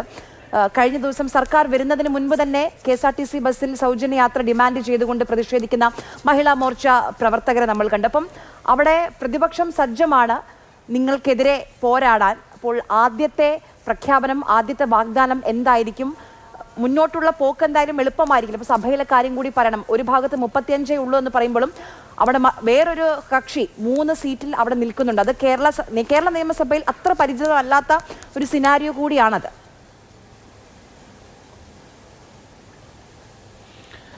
ശ്രീമതി ആര്യ, യഥാർത്ഥത്തിൽ ഇപ്പോൾ പ്രതിപക്ഷം എന്താണെന്ന് 10 വർഷക്കാലം കേരളത്തിനകത്ത് പ്രതിപക്ഷം എന്തായിരുന്നെന്നും ആ പ്രതിപക്ഷം ജനങ്ങളോടൊപ്പം നിന്ന് എങ്ങനെയാണ് പ്രവർത്തിച്ചതെന്നും അതിൻ്റെ അടിസ്ഥാനത്തിലാണ് ഈ രൂപത്തിലേക്കുള്ള കൃത്യമായ രൂപത്തിലുള്ള മാൻഡേറ്റോടുകൂടി ഞങ്ങൾ അധികാരത്തിലേക്ക് കയറിയത് എന്നുള്ളത് കേരളത്തിലെ ജനങ്ങൾക്കറിയാം. കഴിഞ്ഞ തവണത്തെ ആ തെരഞ്ഞെടുപ്പ് ഘട്ടത്തിൽ നമുക്കറിയാം അന്ന് കോവിഡ് ആയിരുന്നു എന്നുള്ളതാണ്. ആ കോവിഡിൻ്റെ ആനുകൂല്യത്തിൽ മാത്രം കയറിപ്പോയതാണ് പിണറായി വിജയൻ്റെ 2ാം സർക്കാർ. ആ സർക്കാരിൻ്റെ 1ാം സർക്കാരിൻ്റെ 2ാം സർക്കാരിൻ്റെ ദുരിതമാണ് ആ ജനങ്ങൾ ഒരു സുനാമി പോലെ ആഞ്ഞടിച്ചത് കൊണ്ടാണ് 35ലേക്ക് LDF എത്തിയത് എന്നുള്ളതാണ്. ഇപ്പോൾ അങ്ങനെ സരിനെപ്പോലെ ആളുകൾ അതിന് മറുപടിയും ഞങ്ങളില്ല. കാരണം അവരെന്താക്കിയാലും, കാരണം 10 വർഷക്കാലം ഭരിച്ചതും അവർ നടത്തിയുള്ള അഴിമതി ഉൾപ്പെടെയുള്ള കാര്യങ്ങളെക്കുറിച്ച് കൃത്യമായ അന്വേഷണം ഉണ്ടാവും. അവരൊക്കെ തന്നെ പലരും കണ്ണൂർ സെൻട്രൽ ജയിലിലും അതോടൊപ്പം തന്നെ തിരുവനന്തപുരത്തെ പൂജപ്പുര സെൻട്രൽ ജയിലിലൊക്കെ പോകാൻ തയ്യാറെടുക്കുന്ന ഒരുപാട് ആളുകളുണ്ട്. കേരളത്തിലെ മുഖ്യമന്ത്രി ഇപ്പം നരേന്ദ്രമോദിയുടെ പിൻബലത്തിലാണ് ഒരു കേസുമില്ലാതെ വന്നത്. അപ്പോൾ എല്ലാ കാര്യങ്ങളും അന്വേഷിക്കുമ്പോൾ ആരൊക്കെയാണ് എവിടേക്കാണ് പോകേണ്ടതൊക്കെ തന്നെ നമുക്ക് തീരുമാനിക്കേണ്ടതാണ്. ഒരു കാര്യം അതിനകത്ത് വളരെ കൃത്യമായിട്ട് ഞങ്ങൾക്ക് പറയാനുണ്ട്. ഒരു കോംപ്രമൈസും അതിനകത്ത് അത്തരത്തിലുള്ള ആളുകളോട് ഉണ്ടാവില്ല എന്നുള്ളത് തന്നെയാണ്. ആ ആളുകൾക്കെതിരായിട്ടുള്ള കൃത്യമായ രൂപത്തിലുള്ള നിലപാടും നടപടിയുമായി മുമ്പോട്ട് പോകും ഒരു സ്ഥലത്തും. അതോടൊപ്പം ഞങ്ങളൊക്കെ ഏറെ പ്രതീക്ഷിക്കുന്നത് ബഹുമാന്യ ശ്രീ രമേശ് ചെന്നിത്തല, അദ്ദേഹം ആഭ്യന്തരമന്ത്രിയാണ്. ഇവിടെ സൂചിപ്പിച്ചതുപോലെ അദ്ദേഹത്തിൻ്റെ പരിണിതപ്രജ്ഞനായ ഒരു നേതാവാണ്. ആഭ്യന്തരമന്ത്രിയായ ഘട്ടത്തിൽ ഒരു തരത്തിലുള്ള അപഖ്യാതിയും പറയാതെ കേരളത്തിലെ ആഭ്യന്തര വകുപ്പിനെ ഏറ്റവും നന്നായി നയിക്കും. ലഹരിക്കെതിരെയൊക്കെ അദ്ദേഹം നടത്തിയിട്ടുള്ള വലിയ പോരാട്ടം, അദ്ദേഹത്തിൻ്റെ വകുപ്പ് നടത്തിയ പോരാട്ടം എക്കാലത്ത് ശ്രദ്ധിക്കപ്പെടുന്ന ഒരാളാണ് ശ്രീ രമേശ് ചെന്നിത്തല. അദ്ദേഹമൊക്കെ ആഭ്യന്തര വകുപ്പിൽ ഇരിക്കുമ്പോൾ തീർച്ചയായിട്ടും അതിൻ്റെ ഒരു മാറ്റം നമ്മൾ എന്തായാലും കാണാൻ സാധിക്കും എന്നതിനെ സംബന്ധിച്ച് ഒരു തർക്കമില്ല. നിങ്ങൾക്കൊന്നും ആർക്കും ആശങ്കമുണ്ട്. അദ്ദേഹത്തിന് ആ കാര്യങ്ങളൊക്കെ അദ്ദേഹം കഴിവ് തെളിയിച്ച ഒരു വ്യക്തിയാണ്. അതോടൊപ്പം ഞങ്ങൾ ഉൾപ്പെടെയുള്ള ആളുകൾ, ഞങ്ങൾക്കിപ്പോൾ ഈ ഭരണത്തിൻ്റെ ആനുകൂല്യം കിട്ടി ഞങ്ങൾക്ക് വേറെ കാര്യങ്ങളൊന്നും കിട്ടണമെന്ന് ഞങ്ങൾ ആഗ്രഹിക്കുന്നില്ല. ഞങ്ങൾക്കുള്ളത് എന്താ? ഞങ്ങളുടെ പ്രിയപ്പെട്ടവരെ കൊന്നൊടുക്കിയവരാണ്. നാളെ എൻ്റെ സഹപ്രവർത്തകനായി എൻ്റെ കൂടെ നിന്ന് എൻ്റെ ഏറ്റവും ആത്മസുഹൃത്ത് സഹോദരനായ ഷുഹൈബിൻ്റെ കൊന്ന കേസിൻ്റെ വിചാരണ നാളെ ആരംഭിക്കുകയാണ്. ആ കേസ് വന്നതിന് ശേഷം ആ കേസ് എല്ലാ തരത്തിലും അട്ടിമറിക്കുന്നതിന് വേണ്ടി ആ കേസ് അട്ടിമറിക്കത്തക്ക രൂപത്തിലുള്ള എല്ലാ പ്രവർത്തനങ്ങൾക്കും ഭരണകൂടത്തിൻ്റെ ഭാഗത്തുനിന്ന് പാർട്ടിയുടെ ഭാഗത്തുനിന്ന് കൊലയാളികളെ ഇതുപോലെ കൊലയാളി സെലിബ്രിറ്റികളായ ഒരു കൊലയാളി സംഘത്തെ നിങ്ങൾ എവിടെയും കണ്ടിട്ടില്ല. ഇന്ന് കോടീശ്വരന്മാരായും ധനാഢ്യന്മാരായും ഈ നാടിൻ്റെ സമൂഹത്തെ വെല്ലുവിളിച്ചുകൊണ്ട് ഈ നാടിൻ്റെ മുമ്പിൽ നിൽക്കുന്ന കൊലയാളി സംഘമുണ്ട്. ആകാശ് തില്ലങ്കേരി എന്ന് പറയുന്ന മനുഷ്യമൃഗം. ആ മനുഷ്യമൃഗം ഇന്ന് കോടീശ്വരനാണ്. ഈ ഭരണത്തിൻ്റെയും അധികാരത്തിൻ്റെയും തണലിലാണ് ഈ കൊലയാളി ഈ രൂപത്തിലേക്ക് വളർന്നു വന്നതെങ്കിൽ അത്തരം കൊലയാളികളെ ക്യാപിറ്റൽ പണിഷ്മെൻറ്റ് കൊടുക്കുന്നതിന് വേണ്ടി നാളെ വിചാരണ ആരംഭിക്കുമ്പോൾ അത് കണ്ണും കാതും കൂർപ്പിച്ച് അതിനകത്ത് കൃത്യമായ രൂപത്തിൽ നിയമപരമായ ഇടപെടൽ ഇത് അട്ടിമറിക്കാൻ ശ്രമിക്കുമ്പോൾ അതിനകത്ത് ഒരു കോംപ്രമൈസ് ഇല്ലാതെ നടപടിയെടുക്കുന്ന ഒരു ആഭ്യന്തര വകുപ്പിനെ ഞങ്ങളൊക്കെ പ്രതീക്ഷിക്കുകയാണ്. തീർച്ചയായിട്ടും അത്തരമൊരു നിലപാട് ഉണ്ടാകും എന്നുള്ളതാണ് ഞങ്ങളൊക്കെ പ്രതീക്ഷിക്കുന്നത്.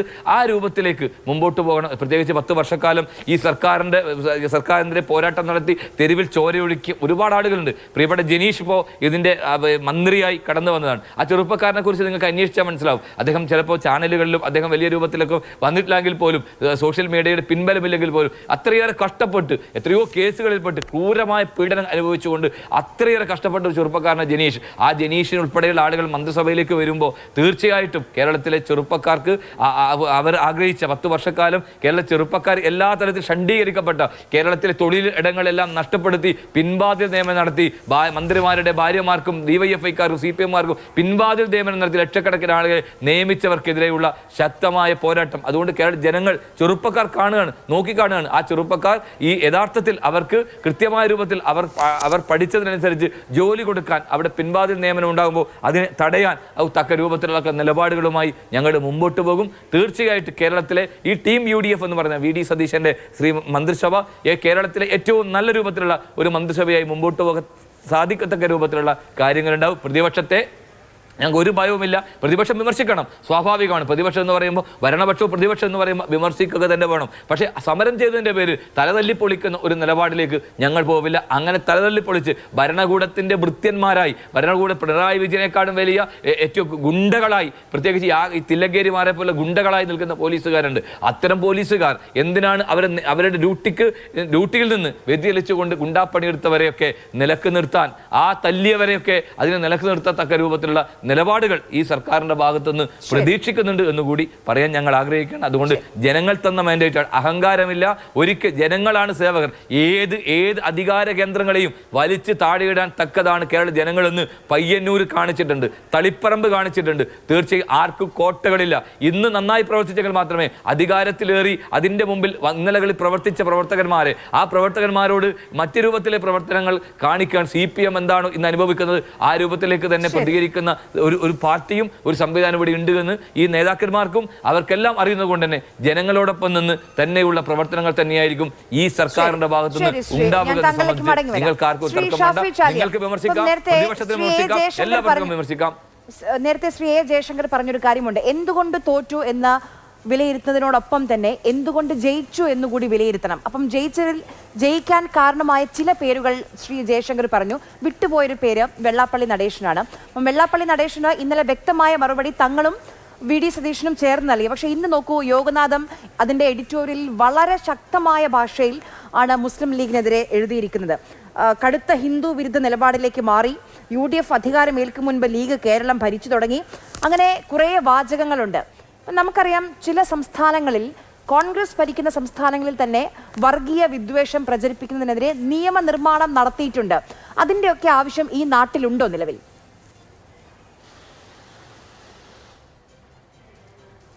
ഇല്ല, അത് ഗൗരവകരമായി ആലോചിക്കേണ്ട വിഷയമാണ്.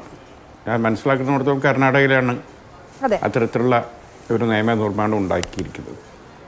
ഒരു നിയമനിർമ്മാണം ഇല്ലാതെ തന്നെ സ്റ്റാലിൻ്റെ ഭരണകാലത്ത് ഈ വിദ്വേഷ പരാമർശം നടത്തി ഡൽഹിയിലേക്ക് പോലീസ് വന്ന് കേസെടുക്കുമെന്ന് കണ്ടപ്പോൾ ഡൽഹിയിൽ പോയി ഒളിച്ച് താമസിച്ചവരെ തമിഴ്നാട് പോലീസിൻ്റെ ഒരു SIT രൂപീകരിച്ച് അവരവിടെ പോയി, ഡൽഹിയിൽ പോയി ഈ ആളുകളെ പൊക്കി ജയിലിടുണ്ടായി. ഇവിടെ അതൊക്കെ തന്നെ പ്രശ്നം. പക്ഷേ ആര്യനോട് ഞാൻ നിഷ്പക്ഷമായി ഒരു കാര്യം ചോദിക്കട്ടെ, ഈ വിദ്വേഷ പ്രചാരകർക്ക് ഏറ്റവും കൂടുതൽ പ്രോത്സാഹനം കൊടുക്കുന്നത് ആരാണ്? ഇപ്പോൾ വെള്ളാപ്പള്ളി ആരാണ് കേരള രാഷ്ട്രീയത്തിൽ മുന്നണികൾ, അവരുടെ വകുപ്പുകൾ, അതിലൊക്കെ ഇടപെടാൻ അദ്ദേഹത്തിനുള്ള അധികാരവും അവകാശവും എന്താണ്? അത് നമുക്ക് മനസ്സിലാവില്ല. അപ്പോൾ നിങ്ങൾ പറയും SNDP എന്ന മഹാപ്രസ്ഥാനത്തിൻ്റെ സെക്രട്ടറി, SNDP എന്ന മഹാപ്രസ്ഥാനത്തിൻ്റെ സെക്രട്ടറി ഇതിലേക്ക് മാത്രമേ UDF വരുമ്പോൾ മാത്രമേ ഇവർ പറഞ്ഞു വരുന്നത്. ഇടതുപക്ഷത്ത് വരുമ്പോൾ ആ ഇടതുപക്ഷത്ത് ഏത് സമുദായക്കാരാണ് മന്ത്രി, അത് വേണം, ഇത് വേണമെന്നോ, പേഴ്സണൽ സ്റ്റാഫിൽ ആര് വേണം, എത്ര, ഈ കണക്കുകളൊന്നും ചോദിക്കുന്നില്ലല്ലോ. UDF വരികയാണെങ്കിൽ ഇവന്മാരെല്ലാവരും വരുന്നു, എന്നിട്ട് അതിലിത്ര പോരാ, ഇതിലിത്ര പോരാ. എന്നാൽ ഇവരൊക്കെ നിന്ന സ്റ്റാൻഡ് എങ്ങനെ, ഇവർ പിന്തുണയിലാണോ എന്നതെങ്കിൽ തിരക്കിടില്ല. ഈ സമദൂരം അങ്ങോട്ടും ഇങ്ങോട്ടൊക്കെ പറഞ്ഞ ആളുകൾ UDFന് അധികാരം കിട്ടുമ്പോൾ ഇവർ പറഞ്ഞു വരുന്നു. ഇപ്പം എന്താണ്, നേരത്തെ ആണെങ്കിൽ ഇതാ പേഴ്സണൽ സ്റ്റാഫുകൾ കണക്കി വയ്ക്കുന്നു. പിണറായി വിജയൻ്റെ പേഴ്സണൽ സ്റ്റാഫിൽ ഏതൊക്കെ സമുദായക്കാരുണ്ട്? റോജി പിന്നെ എന്താണ് നമ്മളെ കഴിഞ്ഞ മിനിസ്റ്റർ, റോജിൻ്റെ സ്റ്റാഫിൽ എത്ര ആളുകളുണ്ട്? ഇതൊക്കെ ഇവർ ചോദിക്കുമോ? ഇതൊക്കെ ഇവർ ചോദിക്കുന്നത് എന്തിനാണ്? ഈ നാട് ഈ BJPക്കാരന് വേണ്ടി മറ്റു ഉത്തരേന്ത്യൻ സ്റ്റേറ്റിനെ പോലെ ഈ കേരളത്തിനെ ആക്കി തീർക്കുന്ന പ്രവൃത്തികളാണ് ഇവർ ഈ ചെയ്തുകൊണ്ടിരിക്കുന്നത്. പണ്ട് ഇത്തരം പ്രവൃത്തി ചെയ്യുന്നവരെ കേരളം കേൾക്കാറില്ല. ഇവിടുത്തെ മാധ്യമങ്ങളാണ് ഏറ്റവും വലിയ സെക്കുലറിസ്റ്റുകൾ. അത്തരത്തിലുള്ള മതസ്പർദ്ധ ഉണ്ടാക്കുന്ന വാർത്തകൾ മാധ്യമങ്ങൾ തന്നെ തമസ്കരിക്കും. ഈ ദാമോദരേട്ടനെ പോലെ, KR ചുമ്മാറിനെ പോലെ ഒരുപാട് ആ കാലത്ത് ഒരു 10-20 കൊല്ലം മുമ്പുള്ള ഈ നമ്മുടെ KM റോയ് തുടങ്ങിയിട്ടുള്ള നമ്മുടെ മാധ്യമ രംഗത്ത് നിൽക്കുന്ന ആളുകൾ നോക്ക്. ഇവരൊന്നും ഇത്തരം വിദേശം പറയുന്നവർ സാധനം കൊടുക്കാറേ ഇല്ല. നിങ്ങളതാണ് ചെയ്യണത്. ഇപ്പോൾ വെള്ളാപ്പള്ളി എന്താ SNDPൻ്റെ ആ സാധനമൊക്കെ ഹൈക്കോടതി എടുത്ത് കളഞ്ഞു എന്നാണ് കേട്ടത്. അയാളെ വീട്ടിലേക്ക് മൈക്കും കുന്തും പിടിച്ച് നിങ്ങൾ ചെല്ലുകയാണ്. ഇയാൾ പറയുന്നത് വിഷമെന്ന് നിങ്ങൾക്ക് അറിയാം. ആ വിഷം പണ്ട് പത്രമാണ് എഡിറ്റ് ചെയ്തിട്ടൊക്കെയാണ് കൊടുക്കൽ. ഇന്ന് അതല്ല, നേരെ ലൈവാണ്. അപ്പോൾ അവിടെ എന്താ സംഭവിക്കുക? ഇവർക്കാണ് ഏറ്റവും വലിയ പ്രോത്സാഹനം. നിങ്ങൾ ചാനൽ നോക്കി നിങ്ങൾ ഏറ്റവും കൂടുതൽ വർഗീയത പറയാൻ സാധ്യതയുള്ള ആളെ പിറകിലാണ് നിങ്ങൾ പോവുക. രാവിലെ തന്നെ വിളിക്കുക അത്തരം ആളുകളെ, എന്താ വേറെ ആരും തട്ടിക്കൊണ്ടു പോകാതിരിക്കാൻ. അവരെ കൊണ്ട് അവിടെ ഇരുത്തി 4 വർഗീയത പറയിപ്പിച്ചാലേ നിങ്ങളെ ചാനലിൽ എന്തുണ്ടാവുള്ളൂ, കൂടുതൽ പ്രേക്ഷകരെ കിട്ടുള്ളൂ. അപ്പോൾ ഈ വെറുപ്പും വിദ്വേഷമൊക്കെ മാറണമെങ്കിൽ ഒരു മുഖ്യമന്ത്രിയോ ഒരു ഭരണാധികാരിയോ മാത്രം വിചാരിച്ചാൽ പോരാ. നമ്മളെ സ്റ്റേറ്റിലെ ഈ നമ്മൾ പറഞ്ഞ പോലെ ഏറ്റവും വലിയ ഈ മാധ്യമങ്ങൾ എന്ത് കൊടുക്കണം എന്തൊക്കെ കൊടുക്കണ്ട, അത് ഓരോ എഡിറ്റോറിയൽ ബോഡി നിങ്ങളൊരു സ്ട്രോങ് തീരുമാനമെടുത്ത് ഞങ്ങളെ ചാനൽ ഈ എന്താണ് വിദേശം പറയുന്നവനെ ഒരു സ്പേസും കൊടുക്കില്ല എന്ന് തീരുമാനിച്ചാൽ, അങ്ങനെ എല്ലാവരും തീരുമാനിച്ചാൽ തീരുന്ന പ്രശ്നമേ ഉള്ളൂ. ഇപ്പം 1-2 ചാനൽ കണ്ടില്ല നിങ്ങൾ, എന്താ ചെയ്ത് വൈകുന്നേരമായ കുറേ സംഖ്യകൾ ഇങ്ങനെ ഇരിക്കുക, ഇരുന്നിട്ട് എന്താ പറയണത്? 1400 കൊല്ലം മുമ്പ് മരിച്ചുപോയ ഒരു പ്രത്യേക സമുദായത്തിൻ്റെ പ്രവാചകൻ, അയാൾ എത്ര പെണ്ണ് കെട്ടി, എന്ന് കെട്ടി, ഏത് കെട്ടി, ഇവരൊരു 5-8 ഇതിങ്ങനെ ഇത് സംസാരിക്കുക. ഇങ്ങോട്ട് എക്സ് മുസ്ലിം തന്നെ കുറേ, എന്നാൽ എക്സ് ഹിന്ദു ഉണ്ടോ നാട്ടിൽ, എക്സ് ക്രിസ്ത്യൻ ഉണ്ടോ? അതൊന്നുമില്ല. അപ്പോൾ ചുരുക്കി പറയുകയാണെങ്കിൽ ഇത് ടോട്ടൽ നമ്മുടെ സമൂഹം തീരുമാനിക്കേണ്ട ഒരു കാര്യമാണ്. പിന്നെ ഈ ജനരോഷം, ജനങ്ങളെ ഈ രോഷം ഉണ്ടാക്കുന്നതിൽ ഈ ഗവൺമെൻറ്റിനെ ഓഡിറ്റ് ചെയ്യുന്നതിലും വിമർശിക്കുന്നതിലൊക്കെ നിങ്ങളെ മാധ്യമങ്ങളിൽ ചില വ്യക്തികൾ വലിയ പങ്ക് വഹിച്ചിട്ടുണ്ട്. അതിൻ്റെ പേരിൽ വ്യക്തിപരമായി വേട്ടയാടലിന് വിധേയമായിട്ടുണ്ട്. ഈ ഇരിക്കുന്ന ജയശങ്കർ, അതുപോലെ തന്നെ ഗോപകുമാർ സാറ്, ഇവരൊക്കെ വളരെ കറക്റ്റീവായി ഇടപെടൽ നടത്തിയാണ്. ലെവലേഷൻ ഈ ഗവൺമെൻറ്റിന്, അപ്പോൾ അവരൊക്കെ ഉണ്ടാക്കിയ, അതായത് ഇവരൊക്കെ ഒരു കൃത്യമായ രീതിയിൽ സർക്കാരിൻ്റെ തോന്നിവാസങ്ങളെ ജനങ്ങൾക്കിടയിൽ നിഷ്പക്ഷ ഫ്രെയിമിൽ നിന്ന് അവതരിപ്പിച്ചതൊക്കെ ഈ തെരഞ്ഞെടുപ്പ് ഫലത്തെ സ്വാധീനിച്ചിട്ടുണ്ട്. പക്ഷേ നമ്മളിപ്പോൾ പറഞ്ഞതുപോലെ ഈ വെറുപ്പും വിദ്വേഷവും പറയുന്നത് നിർത്തണമെങ്കിൽ നമ്മൾ ആരും വിചാരിച്ചിട്ട് കാര്യമില്ല. ഈ മാധ്യമങ്ങൾ ഒന്നടങ്കം, നിങ്ങൾക്കൊരു അസോസിയേഷൻ വേണം, പക്ഷേ നിങ്ങൾ മത്സരത്തിലാണ്, നിങ്ങൾ പരസ്പരം മത്സരിക്കുകയാണ്. അവിടെയാണ് അതിൻ്റെ പ്രശ്നം. ആ തരത്തിൽ തീരും. ഇപ്പം നോക്കി, ഇന്ന് SNDP 38 വന്ന മാറാട് അങ്ങോട്ടാക്കും, മാറാട് വരെ. ഈ മാറാട് എന്ന സ്ഥലം ഈ വെള്ളാപ്പള്ളി ഇതുവരെ കണ്ടിട്ട് പോലും ഇല്ല. ഇതെവിടെയാണ് സ്ഥിതി ചെയ്യുന്നത്? ആ നാട്ടിൽ ജീവിതത്തിൽ അയാൾ പോയിട്ടുണ്ടാവില്ല. മാറാട് വിഷയത്തെ എന്താണ് അമർച്ച ചെയ്യുകയും അവിടെ സമാധാനം കൊണ്ടുവരികയും ചെയ്ത പാർട്ടികളിൽ ഒന്നാണ് മുസ്ലിം ലീഗ്. എല്ലാവർക്കും അറിയുന്ന കാര്യമാണ്. പിന്നെ അതിലെ മാറാട് അന്വേഷണ റിപ്പോർട്ടൊക്കെ വളരെ കൃത്യമായിട്ട് എടുക്കുക. രാഷ്ട്രീയക്കാർ കയ്യിൽ പങ്കുണ്ടോ ചോദിച്ചാൽ പങ്കുണ്ട്. മതപരമായ പ്രശ്നങ്ങളിൽ ഉണ്ടായതല്ല. ഒരു എന്താണ് ന്യൂ ഇയർ പ്രോഗ്രാം നടക്കുന്നിടത്ത് ഒരു പെൺകുട്ടിൻ്റെ പൃഷ്ഠഭാഗത്ത് വേറെ ഒരുത്തെ പിടിച്ചു. ഈ പെൺകുട്ടി ഒരു പ്രത്യേക സമുദായം, ഈ പിടിച്ചവൻ വേറെ സമുദായം. ഈ 2 സമുദായങ്ങൾക്ക് ഇതിൽ എന്ത് പങ്കാണുള്ളത്? ഇവർ ഈ ചങ്ങായി നടത്തിയ വൃത്തികേടും കുരുത്തക്കെടും അതാണ് ആദ്യത്തെ കലാപത്തിന് കാരണമായത്. രണ്ടാമത്തത് അതിൻ്റെ പ്രതികാരമാണ്. ഇതിലൊക്കെ ഒരു രാഷ്ട്രീയ പാർട്ടിക്ക് പങ്കില്ല. അതാണ് ഞങ്ങൾ മനസ്സിലാക്കേണ്ടത്. അപ്പോൾ വെറുതെ ആണെങ്കിൽ മാറാട് വരും, ജമായത്തെ ഇസ്ലാമി വരും. ഇപ്പോൾ നിങ്ങളിപ്പോൾ ഇത്ര നേരം സംസാരിച്ച ആരെക്കുറിച്ചാണ്? രമേശ് അല്ല, എൻ്റെ സുഹൃത്ത് ഇവിടെ പിന്നെ റിജിൽ വാക്കുറ്റി സംസാരിക്കണ്ടായി. ആഭ്യന്തര വകുപ്പിൽ ഗോപകുമാർ സാറും പറയുണ്ടായി രമേശ് ചെന്നിത്തല അദ്ദേഹത്തിൻ്റെ എഫിഷ്യൻസിയെക്കുറിച്ച്. എന്നാൽ 2 ആഴ്ച മുമ്പ്, തെരഞ്ഞെടുപ്പിന് 1 ആഴ്ച മുമ്പ് എന്താ ഇവിടുത്തെ സംഭവം? ജമാഅത്തെ ഇസ്ലാമിയാണ് ഇവിടെ വരെ ആഭ്യന്തര വകുപ്പ് കൈകാര്യം ചെയ്യാന്നാണ് പറഞ്ഞത്. മനസ്സിലാക്കണം, ഒരു ഉളുപ്പില്ലല്ലോ ഇത് പറയാൻ. ഇത് ആരൊക്കെ പറയണത്? പറയുന്ന 1-2 ആളുകളുടെ ബാലൻ തുടങ്ങി എല്ലാവരും തുടങ്ങി ഇതിങ്ങനെ അതിങ്ങനെ പറഞ്ഞുകൊണ്ടേ ഉണ്ട്. ആൾക്കാർക്ക് ഈ ജമാഅത്തെ ഇസ്ലാമി എന്ന് പറഞ്ഞാൽ ഇതെന്താ സാധ്യം? ഇപ്പോൾ തെക്കൻ കേരളത്തിൽ പലരും എന്നെ വിളിച്ച് ചോദിക്കുന്നുണ്ട്, ഈ ജമാഅത്തെ ഇസ്ലാമിക്കാർ കളരിപ്പയറ്റും അതേമാതിരി തന്നെ ഈ കരാട്ടിയും കുൻഫൊക്കെ പഠിച്ചോലാണ് വെച്ച്. ഞാൻ പറഞ്ഞു, മര്യാദയ്ക്കൊരു മുണ്ട് മടക്കി കുത്തി കൊടുക്കാൻ പോലുള്ള ധൈര്യം ഇല്ലാത്തവരാണ്. അങ്ങനെ ഉണ്ടല്ലോ, ഒരു ചെറിയ ഒരു ബഹളം കേട്ടാൽ അവിടെ നിൽക്കാത്തവരവർ. അവരുടെ എണ്ണ എത്ര എന്നത് നമുക്കറിയാം. മനസ്സിലാക്കണം. എന്നിട്ട് പറയാം, പേടിപ്പിക്കുക. അപ്പം ഇത് ജമാഅത്തെ ഇസ്ലാമി എന്താണെന്ന് അറിയാത്തത് എനിക്കും ആയിരിക്കും നമ്മളൊക്കെ കൊണ്ടുപോയിട്ട് വരാം. നമുക്ക് വളരെ കൃത്യമായിട്ട് അറിയാം. ഇന്ന നാട് എന്നെങ്കിലും എടുത്ത് നോക്കുകയാണെങ്കിൽ ഇന്ന നാട് എത്ര ലക്ഷം മനുഷ്യന്മാരുള്ള സ്ഥലമാണ്. ഏതോ ഒരു സ്ഥലത്ത് ഒരാളുണ്ട്, അങ്ങേപ്പുറം ഒരാളുണ്ട്, ഇപ്പോൾ ഒരാളുണ്ട്. ഒരാൾ ഞങ്ങളെ കടലുണ്ടി എന്ന് പറഞ്ഞ ഒരു സ്ഥലത്ത് ഒറ്റ ആളുണ്ട്, ഒരു അബ്ദുറഹ്മാൻ എന്ന് പറഞ്ഞ ഒരു റഹ്മാൻ ക, ജമാഅത്തെ ഇസ്ലാമിൻ്റെ പ്രബോധനവും മാധ്യമം കൊണ്ടെടുക്കണം. ആ മനുഷ്യർ ഒരു ദിവസം രാവിലെ 10 സമയത്ത് റെയിൽമ കൂടെ ഒരു രാമൻ എന്ന വ്യക്തി റെയിൽ മുറിച്ച് കിടക്കുന്നു. പത്രവും കെട്ടും പ്രബോധനം അവിടെ ഇട്ടിട്ട് ആ രാമനെ രക്ഷിക്കാൻ പോയി. രാമനും മരിച്ചു, അബ്ദുറഹ്മാനും മരിച്ചു. ഞങ്ങൾ കണ്ട ഒരു ഇവരാണ് ഈ ജമാഅത്തുകാരെയാണോ ഇങ്ങനെ പറയുന്നത്? ഇതൊന്ന് പറഞ്ഞാൽ ഞങ്ങളെ നാട്ടിലെ സഹാക്കളോട് ജയിച്ചു. ഈ ജമാഅത്തെ ഇസ്ലാമി എന്താണെന്ന് നമ്മളെ നാട്ടിൽ അറിയില്ലേ? പക്ഷേ അത് വിളിച്ചു പറഞ്ഞാൽ ജമാഅത്ത് എന്താണെന്ന് തിരിയാത്ത കുറേ നാടുണ്ട് കേരളത്തിൽ. ഇപ്പോൾ ജയശങ്കറിനും അവർക്കൊക്കെ അറിയുന്നവരെക്കുറിച്ച് നമ്മൾ പറഞ്ഞാൽ അവർക്ക് ആശയപരമായി അവരും തമ്മിലൊക്കെ ഒരുപാട് വൈരുദ്ധ്യങ്ങളുണ്ട്. മറിച്ച് ആഭ്യന്തരമന്ത്രി തന്നെ അവരായിരിക്കും എല്ലാം തീരുമാനിക്കുക, ഇവരായിരിക്കില്ല. ഇപ്പോൾ ഒറ്റ കാര്യം, ആഭ്യന്തരത്തെ കാര്യങ്ങൾ പറഞ്ഞ പോലെ തന്നെ വിദ്യാഭ്യാസം ടീം UDF ഭരിക്കുന്നത്. ഈ മന്ത്രിമാർക്ക് സ്വന്തമായൊരു നിലപാടില്ല. അത് നിങ്ങൾ മനസ്സിലാക്കണം. UDFന് വിധേയമായിട്ട് ഒരു സംശയം നിങ്ങൾക്ക് വേണ്ട, അതൊരു നയമാണ്. UDF എന്ന് പറഞ്ഞാൽ എല്ലാ കക്ഷികളും എല്ലാ സമുദായങ്ങളും ഒക്കെ ഉണ്ട്. കുഞ്ഞാലിക്കുട്ടിക്ക് ഒരു പ്രത്യേക നയം ഈ ഗവൺമെൻറ്റിൽ നടപ്പാക്കുക, അതേപോലെ തന്നെ രമേശ് ചെന്നിത്തല ഒരു പ്രത്യേക നയം ആഭ്യന്തര നടപ്പാക്കുക ഒന്നുമല്ല. ഇത് UDFൻ്റെ നയമാണ്. അപ്പോൾ UDFൻ്റെ നയം നടപ്പാക്കുന്ന മന്ത്രിമാരാണ് എല്ലാവരും. ഇപ്പൊ മുസ്ലിം ലീഗ് നയം ഉണ്ടെങ്കിൽ മുസ്ലിം ലീഗിന്റെ മന്ത്രിനോട് നടപ്പാക്കാൻ പറയില്ല. മുസ്ലിം ലീഗ് അത് UDFൽ പറയും. കേൾക്കൂ, അല്ല, മുസ്ലിം ലീഗ് അത് UDF പറയും. UDF അത് അംഗീകരിക്കുന്ന മുറക്ക് UDFന്റെ ഡയറക്ഷൻ പ്രകാരം ആ മന്ത്രി നടപ്പിലാക്കും. അതാണ്, അല്ലാതെ ലീഗല്ല, കേരള കോൺഗ്രസ് അല്ല. ഇത് കൃത്യമായി ഇന്നിവിടെ ആര്യ പറഞ്ഞിട്ട് പോകണം. കാരണം ലീഗോ കേരള കോൺഗ്രസ് അങ്ങനെ പ്രത്യേകമായി ഒന്നുമില്ല. എല്ലാം UDF ഇങ്ങനെ കൂടിക്കൊണ്ടേയിരിക്കും, അതിൽ ചർച്ച ചെയ്തുകൊണ്ടേയിരിക്കും. എല്ലാ സമയത്തും VD സതീശനും നേതാക്കളും ഒക്കെ പറഞ്ഞിരുന്നത്. ശ്രീ A. ജയശങ്കർ, നമ്മൾ ആഭ്യന്തര വകുപ്പിനെ കുറിച്ച് സംസാരിക്കുമ്പോൾ കോൺഗ്രസ് അധികാരത്തിൽ വരുമ്പോൾ എല്ലാം മറക്കും, എല്ലാം പൊറുക്കും എന്നാണ് പൊതുവെ പറയാറുള്ളത്. ഓർത്ത് വെക്കാറില്ല ഒരു കാര്യങ്ങളും എന്ന് പറയാറുണ്ട്. നമുക്ക് കുറേ കേസുകളുണ്ട്.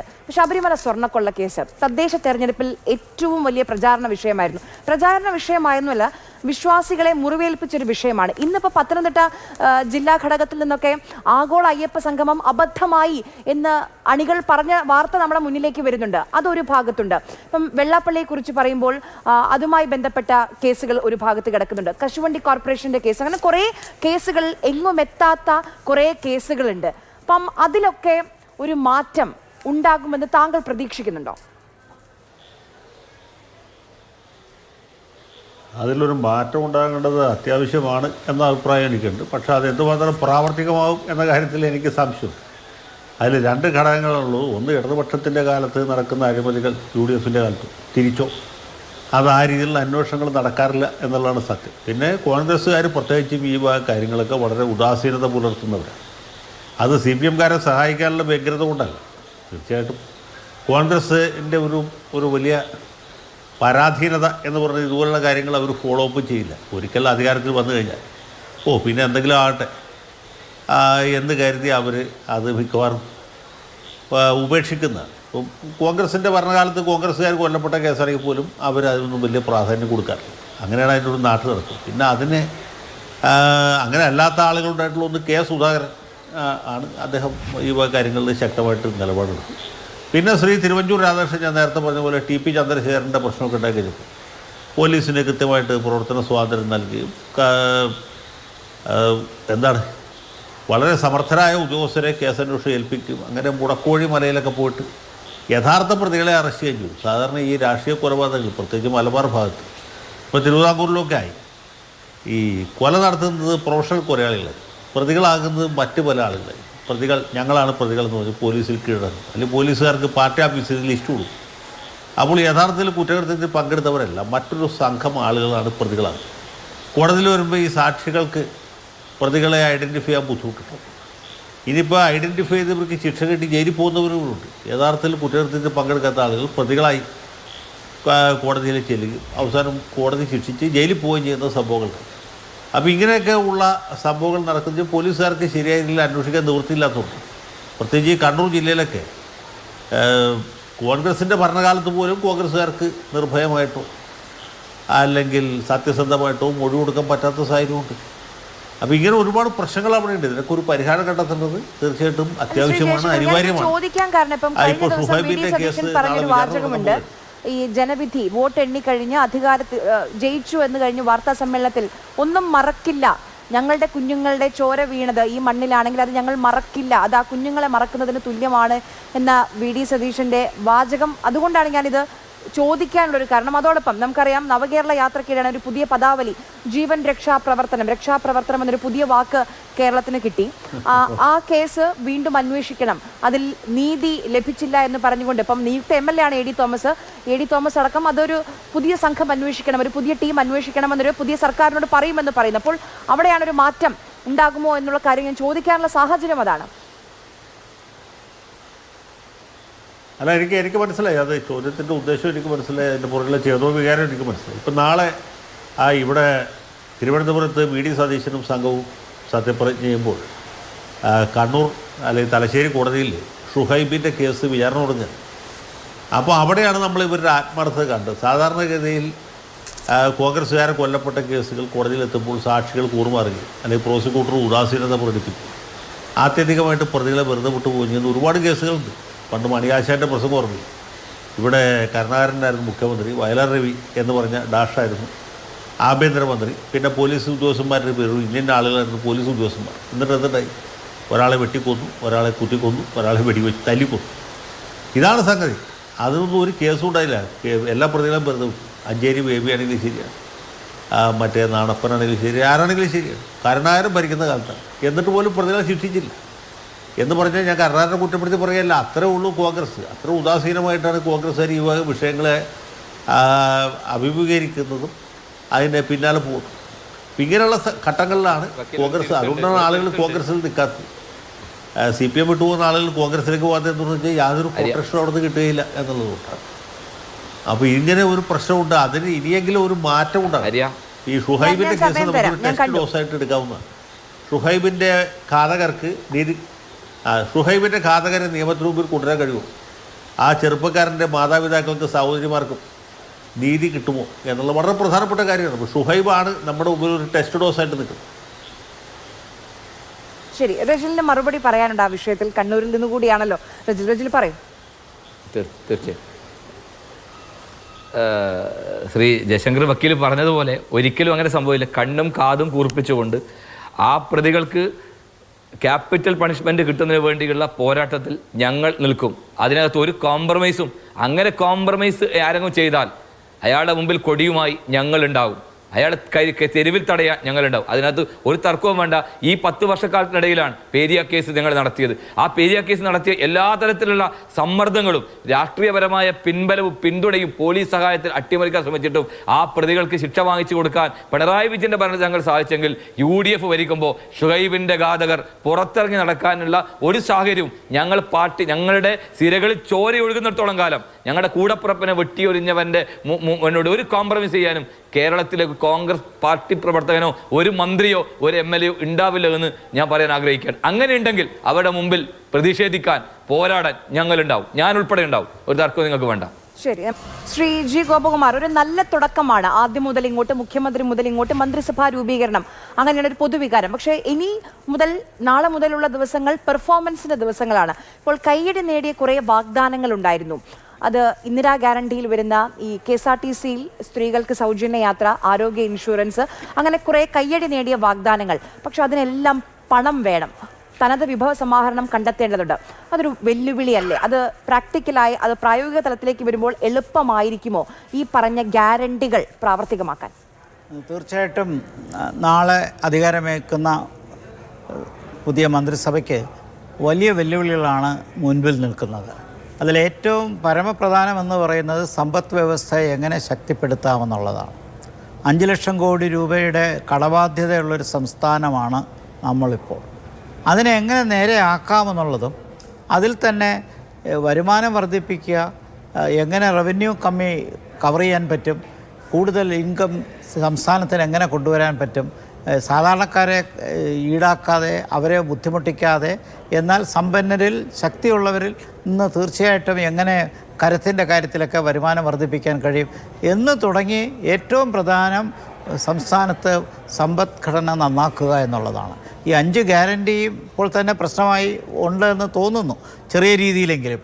ഉദാഹരണമായിട്ടിപ്പോൾ യുവമോർച്ചക്കാർ നടത്തിയ അല്ലെങ്കിൽ മഹിളാ മോർച്ചക്കാർ നടത്തിയൊരു സമരം, അല്ലെങ്കിൽ അത് അർത്ഥമില്ലാത്തതാണ്. കാരണം ഒരു ഗവൺമെൻറ് വരുന്നതിന് മുമ്പ് അത് ആവശ്യപ്പെടാൻ പറ്റില്ല. മാത്രമല്ല, വന്ന ബഡ്ജറ്റിൻ്റെ പ്രൊവിഷൻ കഴിഞ്ഞതിന് ശേഷമേ അതിനെക്കുറിച്ച് പറയാനും പറ്റത്തുള്ളൂ. എന്തായാലും ഒരു ബഡ്ജറ്റ് വരുമല്ലോ പുതിയ ഗവൺമെൻറ് വരുമ്പോൾ. അപ്പോൾ തീർച്ചയായിട്ടും അതിനോടൊപ്പം കാണേണ്ട കാര്യങ്ങൾ, ഇപ്പോൾ KSRTCയിൽ എങ്ങനെ സൗജന്യമായി എല്ലാ സ്ത്രീകൾക്കും യാത്രയ്ക്ക് അനുവാദം കൊടുക്കാൻ പറ്റുമോ, അതിനകത്ത് APL BPL ഡിവൈഡ് വരുമോ, ഇങ്ങനെ തുടങ്ങി എങ്ങനെ ഒരു കോസ്റ്റ് എഫക്റ്റീവായൊരു സിസ്റ്റത്തെ KSRTC ഉൾപ്പെടെ കാര്യങ്ങൾ കൊണ്ടുവരാൻ കഴിയും, കൂടുതൽ റവന്യൂ എങ്ങനെ വർദ്ധിപ്പിക്കാൻ കഴിയും. ഇതോടൊപ്പം തീർച്ചയായിട്ടും പ്രധാനപ്പെട്ടതാണ് വിലക്കയറ്റം എങ്ങനെ നിയന്ത്രിക്കാൻ പറ്റും. അതോടെ ആരോഗ്യരംഗത്തുള്ള പരിപാലനം, നമുക്കറിയാം ഈ തെരഞ്ഞെടുപ്പ് സമയത്ത് വന്ന പ്രധാനപ്പെട്ട വിമർശനമാണ് ആശുപത്രിയിൽ മരുന്നുകളില്ല, ഉപകരണങ്ങളില്ല, അത്യാവശ്യം ഡോക്ടർമാരില്ല. രോഗികൾക്ക് പോലും മരുന്നും ഉപകരണങ്ങളൊക്കെ വാങ്ങിച്ചു കൊടുത്താൽ ബാക്കി കാര്യങ്ങൾ ചെയ്യാമെന്ന് സർക്കാർ ആശുപത്രിയിൽ പറയുന്നൊരവസ്ഥ. മറുവശത്ത് വളരെ ഭീമമായ തുക മുടക്കി സ്വകാര്യ ആശുപത്രികൾ, മൾട്ടിനാഷണൽ കമ്പനികൾ നടത്തുന്നു. അപ്പോൾ ഈ സാഹചര്യത്തിൽ സംസ്ഥാനത്തുള്ള പൊതു ആരോഗ്യ രംഗം എങ്ങനെ ശക്തിപ്പെടുത്താം? ഇതിനെല്ലാം വരുമാനം ആവശ്യമാണ്. അപ്പോൾ അതുകൊണ്ട് എക്കോണമിയാണ് എനിക്ക് തോന്നുന്നത് ഏറ്റവും പരമപ്രധാനം. ഈ ഇന്ദിരാ ഗ്യാരണ്ടി ഉൾപ്പെടെയുള്ള കാര്യങ്ങൾ അത് എങ്ങനെ കോസ്റ്റ് എഫക്റ്റീവായി ഇംപ്ലിമെൻറ്റ് ചെയ്യാൻ പറ്റും. ചില കാര്യങ്ങളൊക്കെ പറ്റും, പക്ഷേ ചില കാര്യങ്ങൾക്ക് വലിയ വെല്ലുവിളികളുണ്ട്. അതിൽ ഈ സ്ത്രീകളുടെ സൗജന്യ യാത്ര ഉൾപ്പെടെ, പിന്നെ എല്ലാ വനിതകൾക്കും പഠിക്കാനുള്ള സാഹചര്യം, സ്കോളർഷിപ്പ് കൊടുക്കുന്ന ഉൾപ്പെടെ ഇതിനകത്ത് എന്തെങ്കിലും ഒരു നിയന്ത്രണം കൊണ്ടുവരേണ്ട ആവശ്യമുണ്ടോ? കാരണം ഉദാഹരണമായിട്ട് പണക്കാരായ കുട്ടികൾ ഇല്ലെങ്കിൽ തന്നെ കേരളത്തിൽ എഡ്യൂക്കേഷനിൽ ഗ്രോസ് എൻറോൾമെൻറ്റ് റേഷ്യോ വനിതകൾ വളരെ മുൻപിലാണ്. അപ്പോൾ അതിനകത്ത് എന്തെങ്കിലും ഒരു APL BPL ഡിവൈഡ് അങ്ങനെ എന്തെങ്കിലും ഒരു ഫാക്ടർ ഇല്ലാതെ നിയന്ത്രിക്കാൻ പറ്റുമോ? അപ്പോൾ ഇതൊക്കെ ചർച്ചയ്ക്ക് വിധേയമാകേണ്ട കാര്യമാണ്. പരമപ്രധാനം എങ്ങനെ റവന്യൂ വർദ്ധിപ്പിക്കാം, കമ്മി എങ്ങനെ കുറയ്ക്കാം. അപ്പോൾ സമ്പത്ത് വർദ്ധിപ്പിച്ച് സംസ്ഥാനത്തിലുള്ള 5 ലക്ഷം കോടി രൂപയുടെ കടം അതെങ്ങനെ നിയന്ത്രിക്കാൻ പറ്റും? ഇനി കൂടുതൽ കടക്കണിയിലേക്ക് പോകാതിരിക്കുക. കേന്ദ്രത്തിൽ നിന്ന് കിട്ടുന്ന ഗ്രാൻറ്റുകൾ, അതോടൊപ്പം വികസനത്തിന് വേണ്ടി ഉപയോഗിക്കുന്ന കാര്യങ്ങൾ, അടിസ്ഥാന വികസനത്തിന് വേണ്ടി റോഡുകളും മറ്റും നന്നാക്കുമ്പോൾ, പിന്നെ വിദ്യാഭ്യാസ രംഗത്തുള്ള PM ശ്രീ പോലുള്ള പദ്ധതികൾ, ഇവയ്ക്കെല്ലാം തന്നെ സാമ്പത്തികമായിട്ടൊരു ബന്ധമുണ്ട്. കേന്ദ്ര സംസ്ഥാന ബന്ധങ്ങളുമായി ഒരു സഹകരണ മനോഭാവത്തിൽ കൂടി എങ്ങനെ മുന്നോട്ട് പോകാൻ കഴിയും? ഇതൊക്കെ കാരണം നല്ല രീതിയിൽ പ്രവർത്തിച്ചാൽ ജനങ്ങൾ തീർച്ചയായിട്ടും ഈ ഗവൺമെൻറ്റിനെ പിന്തുണയ്ക്കും. അതിനുള്ള ഒരു വലിയൊരു ലൈസൻസാണ് ഈ വെർഡിക്റ്റിൽ കൂടി, തിരഞ്ഞെടുപ്പ് വിധിയിൽ കൂടി കൊടുത്തിരിക്കുന്നത്. ആ പെർഫോമൻസ്, അപ്പോൾ നാളെ മുതൽ പെർഫോമൻസാണ് ജനങ്ങൾ ആകാംക്ഷയോടെ കാത്തിരിക്കുന്നത്. ശരി, എന്നാലും ഈ കഴിഞ്ഞ ദിവസം മുഖ്യമന്ത്രി മുതൽ മന്ത്രിസഭാ രൂപീകരണം മുതൽ VIP സംസ്കാരം വെട്ടിക്കുറയ്ക്കാനുള്ള പ്രഖ്യാപനം മുതൽ എല്ലാം ജനങ്ങളെ മനസ്സിൽ കണ്ടുള്ള തീരുമാനങ്ങളാണ്. ഇതുവരെ കയ്യടിയാണ് നേടിയത്. നാളെ മുതൽ അങ്ങോട്ട് ഇനി പറഞ്ഞ വാക്കുകൾ, പറഞ്ഞ വാഗ്ദാനങ്ങൾ അത് പാലിക്കാനുള്ള സമയമാണ്. എളുപ്പമായിരിക്കില്ല. അതിന് ജനപ്രിയ പ്രഖ്യാപനങ്ങൾ ആദ്യം ഒരു കൊല്ലം പ്രതീക്ഷിക്കേണ്ട എന്ന AK ആന്റണിയുടെ വാക്കുകളിൽ തന്നെ അതിൻ്റെ സൂചനയുമുണ്ട്. പക്ഷേ പറഞ്ഞ ഇന്ദിരാ ഗ്യാരണ്ടി നടപ്പാക്കുക അത് UDFന് മുന്നിലുള്ള വലിയ വെല്ലുവിളിയാണ്. അപ്പോൾ ധനവകുപ്പ് മുഖ്യമന്ത്രി തന്നെയാണ് കൈകാര്യം ചെയ്യേണ്ടത്. ഈ പറഞ്ഞ പദ്ധതികൾക്ക് പണം കണ്ടെത്തേണ്ടത് മുഖ്യമന്ത്രി തന്നെയാണ്. അപ്പോൾ നാളെ മുതൽ കാത്തിരിക്കാം പ്രഖ്യാപനങ്ങൾ പാലിക്കപ്പെടുമോ എന്നറിയാൻ. ചർച്ചയിൽ പങ്കെടുത്ത എല്ലാ പാനലിസ്റ്റുകൾക്കും വളരെയധികം നന്ദി. ചർച്ച കണ്ട എല്ലാ പ്രിയപ്പെട്ട പ്രേക്ഷകർക്കും നന്ദി.